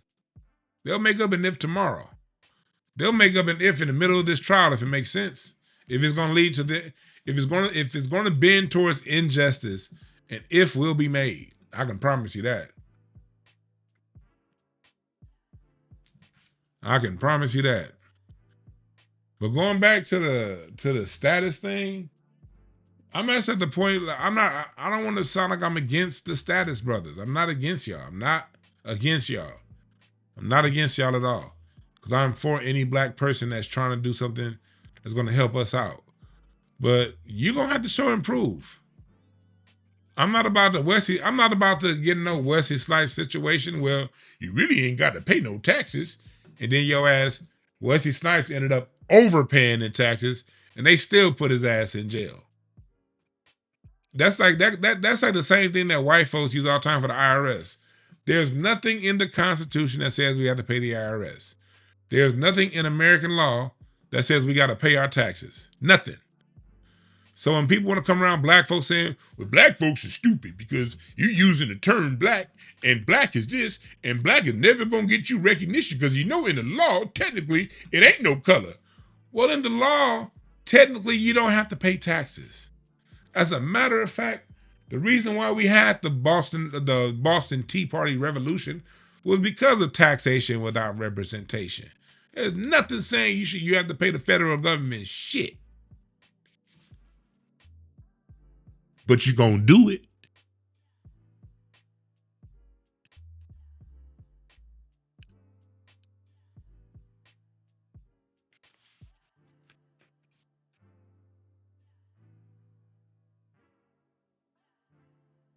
I remember some old weird ass nigga I was around last year. Larry know who I'm talking about. Some old weird ass nigga that was going around talking to me about, no, DeJuan, it's a way. I ain't got to pay taxes. And I do this, and I classify myself as that, and I classify myself as this, and I ain't got to pay taxes. Meanwhile, that nigga was getting rides because he didn't have a fucking car. Man, please.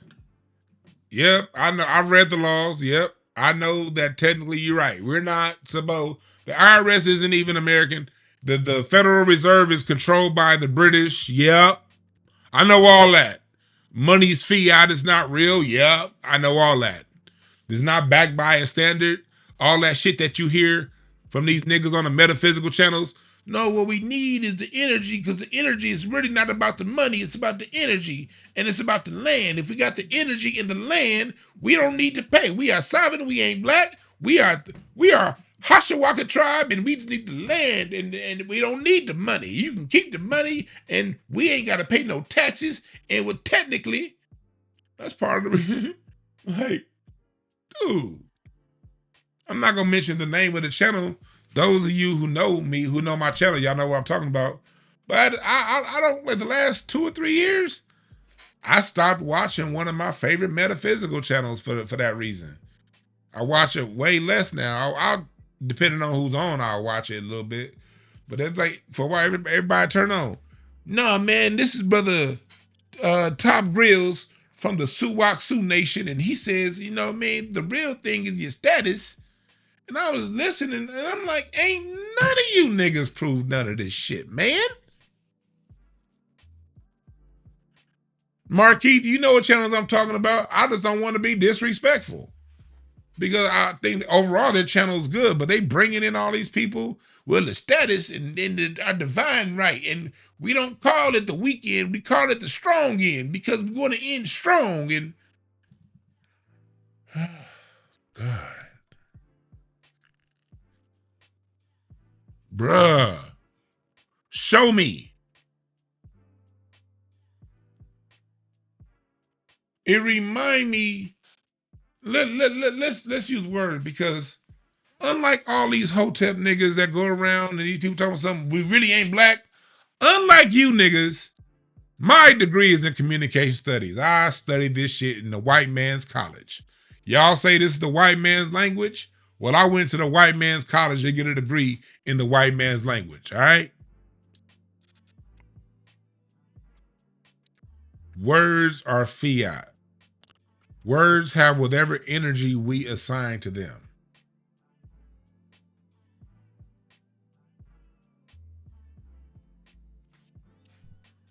And let's use the word shit. Let's use the word shit. Because they always say we shouldn't use nigga, we shouldn't use black because of what it means. Words mean what we feel they mean. Words like nigga, words like black. Why is it when it comes to us, we got to be the ones to change everything about what we do? Let's look at the word shit. Good shit. I mean, that's some good shit. You ain't shit.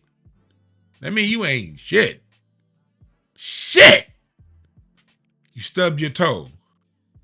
That's the shit. Meaning it's the best shit. You dumb as shit. You the dumbest motherfucker on earth. Man, hey, that's some smart shit. That's the smartest thing you could have done. Holy shit. Oh, fuck. Oh, shit.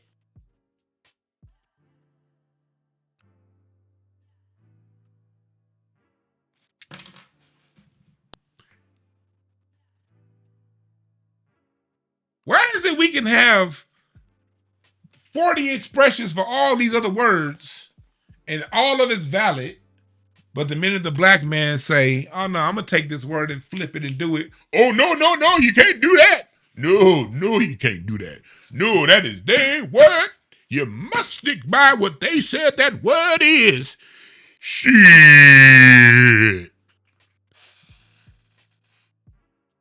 Yeah, that's my shit. Shit, no. Man, that food tastes like shit. Man, this the best shit I done ever ate. Pick that shit up off the ground. Hey, bring me that shit real quick. That shit dope. Do we not do this every day?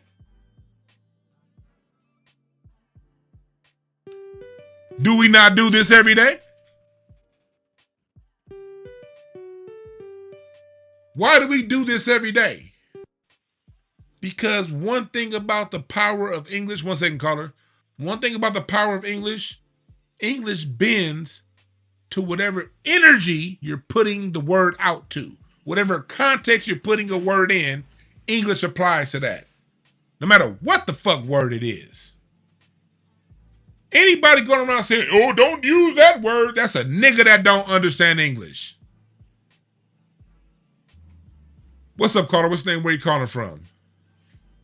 Hey, what's going on, Dwan? This is Zone out of Phoenix. Zone out of Phoenix. What's on your mind, brother? Yes, sir. I'm not going to hold you too long. Listen, I'm 37, millennial. I don't have all the answers. voted for. Now, three things. When Barack ran for office, what did they do? They pandered to the youth.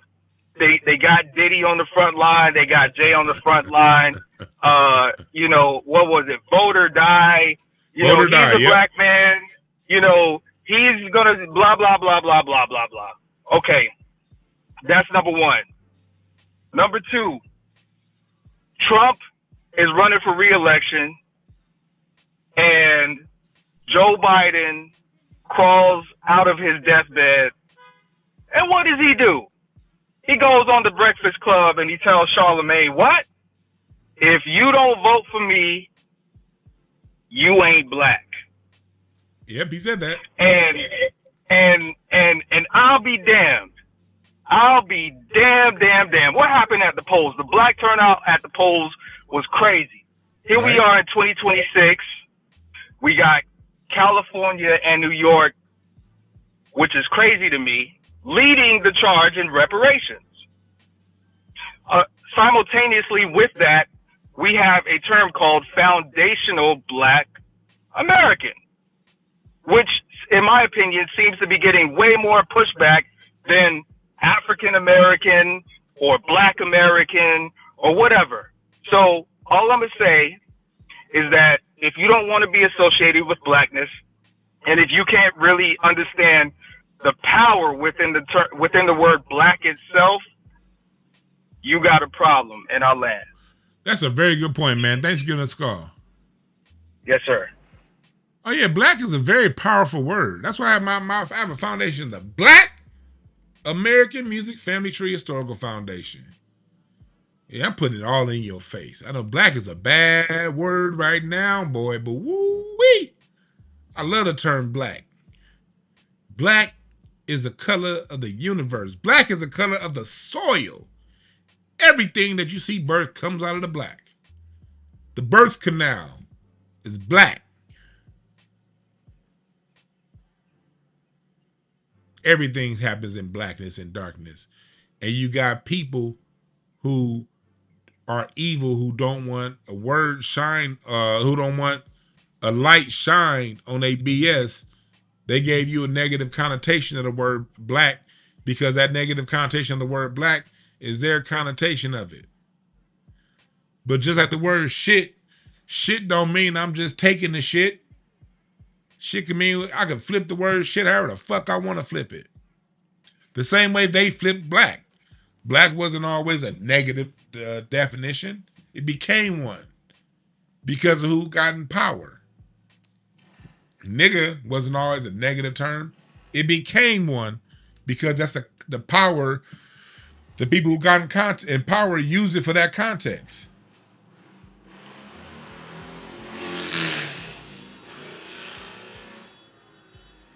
I got that nigga down the street that's going through a midlife crisis.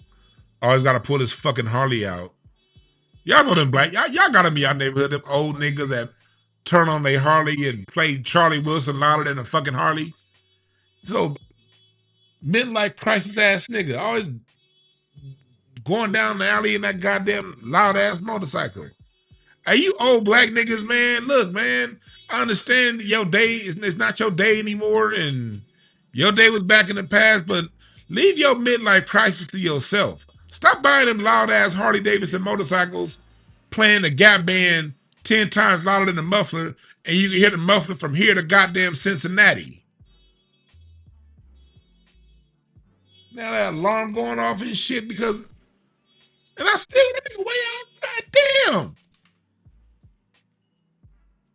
Oh, that's the problem. That we need to get together. See, if black folks, if we don't get together, we need to stop them old ass niggas from buying loud ass Harleys. That's what we need to do.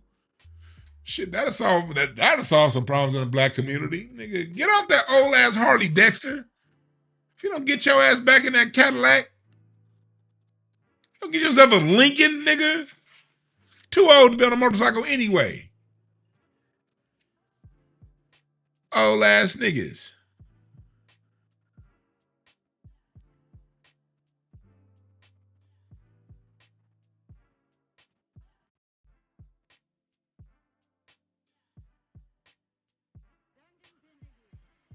And in America, you have people classified as white. What you gonna do? White folks said that the reason why they're classified as white because white means pure. Do you believe that too? If you take a white person's definition of black, that means you take a white person's definition of white. I mean, you're a double coon, because if you think that we ain't shit because we black, that means you think that they're pure because they're white. Right?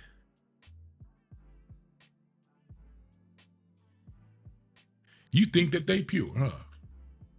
That's your issue. They pure and you not. You mad that they called you bad because you recognize them as pure and you recognize us as trash. So you run from it because you are in alignment with their definition of black, but you're also in alignment with their definition of white. And that's the problem. You think white is right. You think white is pure. You think white ice is colder.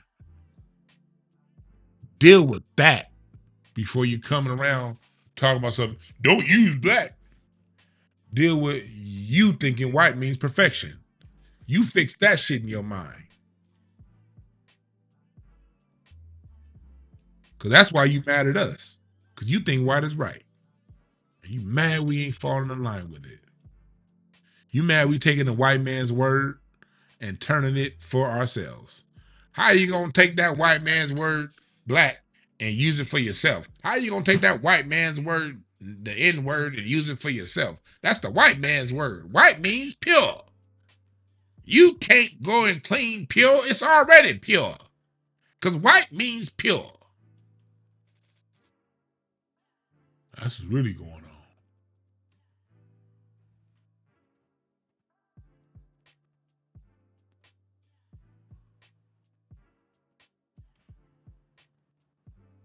Make sure y'all watch this Earth and the Fire documentary. We're going to do some work on it this week. We're going to do some talking about the Earth and the Fire documentary this week. We're going to be talking about that this week, the Earth and the Fire documentary. And I will be filling in what they left out. I'm pretty sure Questlove did a great job, but there's no way you can encapsulate the great Earth and the Fire in a 1 hour and a half in a 90-minute documentary. They're too great. So we're going to be talking about that on here and also on Patreon. Make sure you join the raffle. Go into the description and fundraise. Hit the fundraise if you want a chance to win a signed Black American Music Family Tree, framed signed canvas. Join the raffle. No purchase necessary to win. Hit the link in the description and sign up. All right?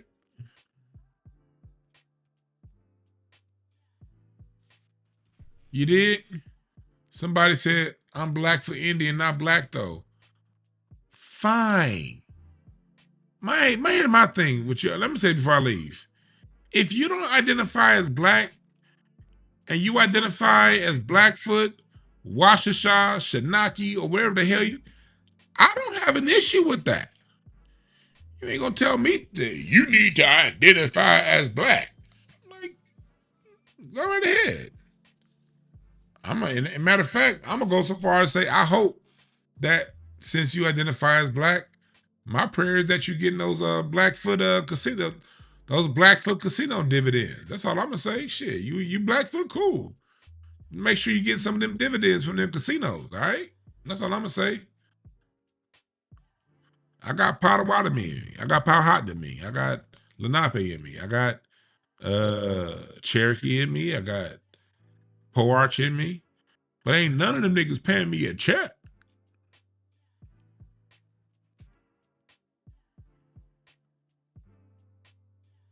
Identify whatever the fuck you want to identify with, but don't come preaching to us about what we need to do. You just make sure you get your check.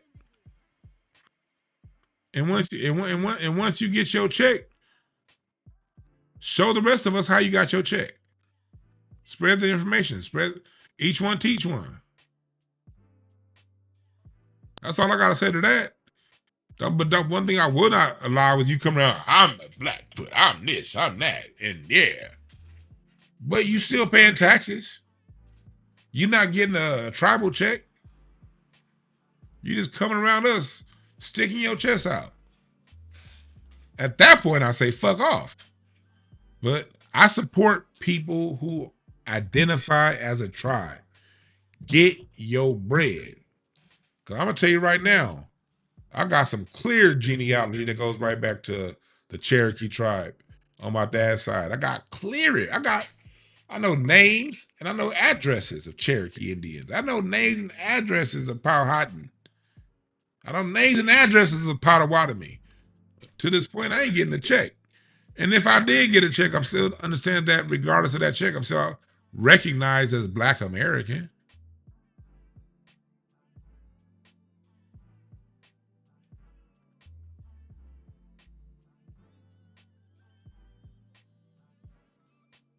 That's all I gotta say to that. Nigga coming here, I'm Blackfoot. Well, nigga, where your black check, nigga? How many zeros on the end of that foot? Where your casino dividends? Until you get your casino dividends, get the fuck away from us because we don't care. But go ahead and keep identifying yourself as whatever you identify as. That's fine with me. I hope you win.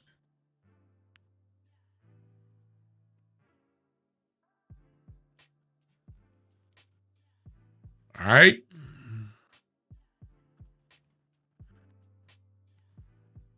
Thank y'all again for listening. I know. Oh, Dane Calloway got plenty. I like Dane Calloway. He got plenty of clarity. But you can't come around me saying, well, go listen to what Dane Calloway said. No. If you're going to talk to me, you need to synthesize what's being said. Don't point me to a Dane Calloway video. You synthesize it. Dane Calloway secure on his lineage. Are you secure on yours? I like Dane Calloway. I ain't got no issue with Dane Calloway. But don't come around me throwing Dane Calloway in my face and you can't synthesize what he said. You got to be able to synthesize. What good is his teaching if you can't synthesize his teaching? Make sure you synthesize the good brother's teaching and apply it to yourself. All right? Y'all have a good one. We out.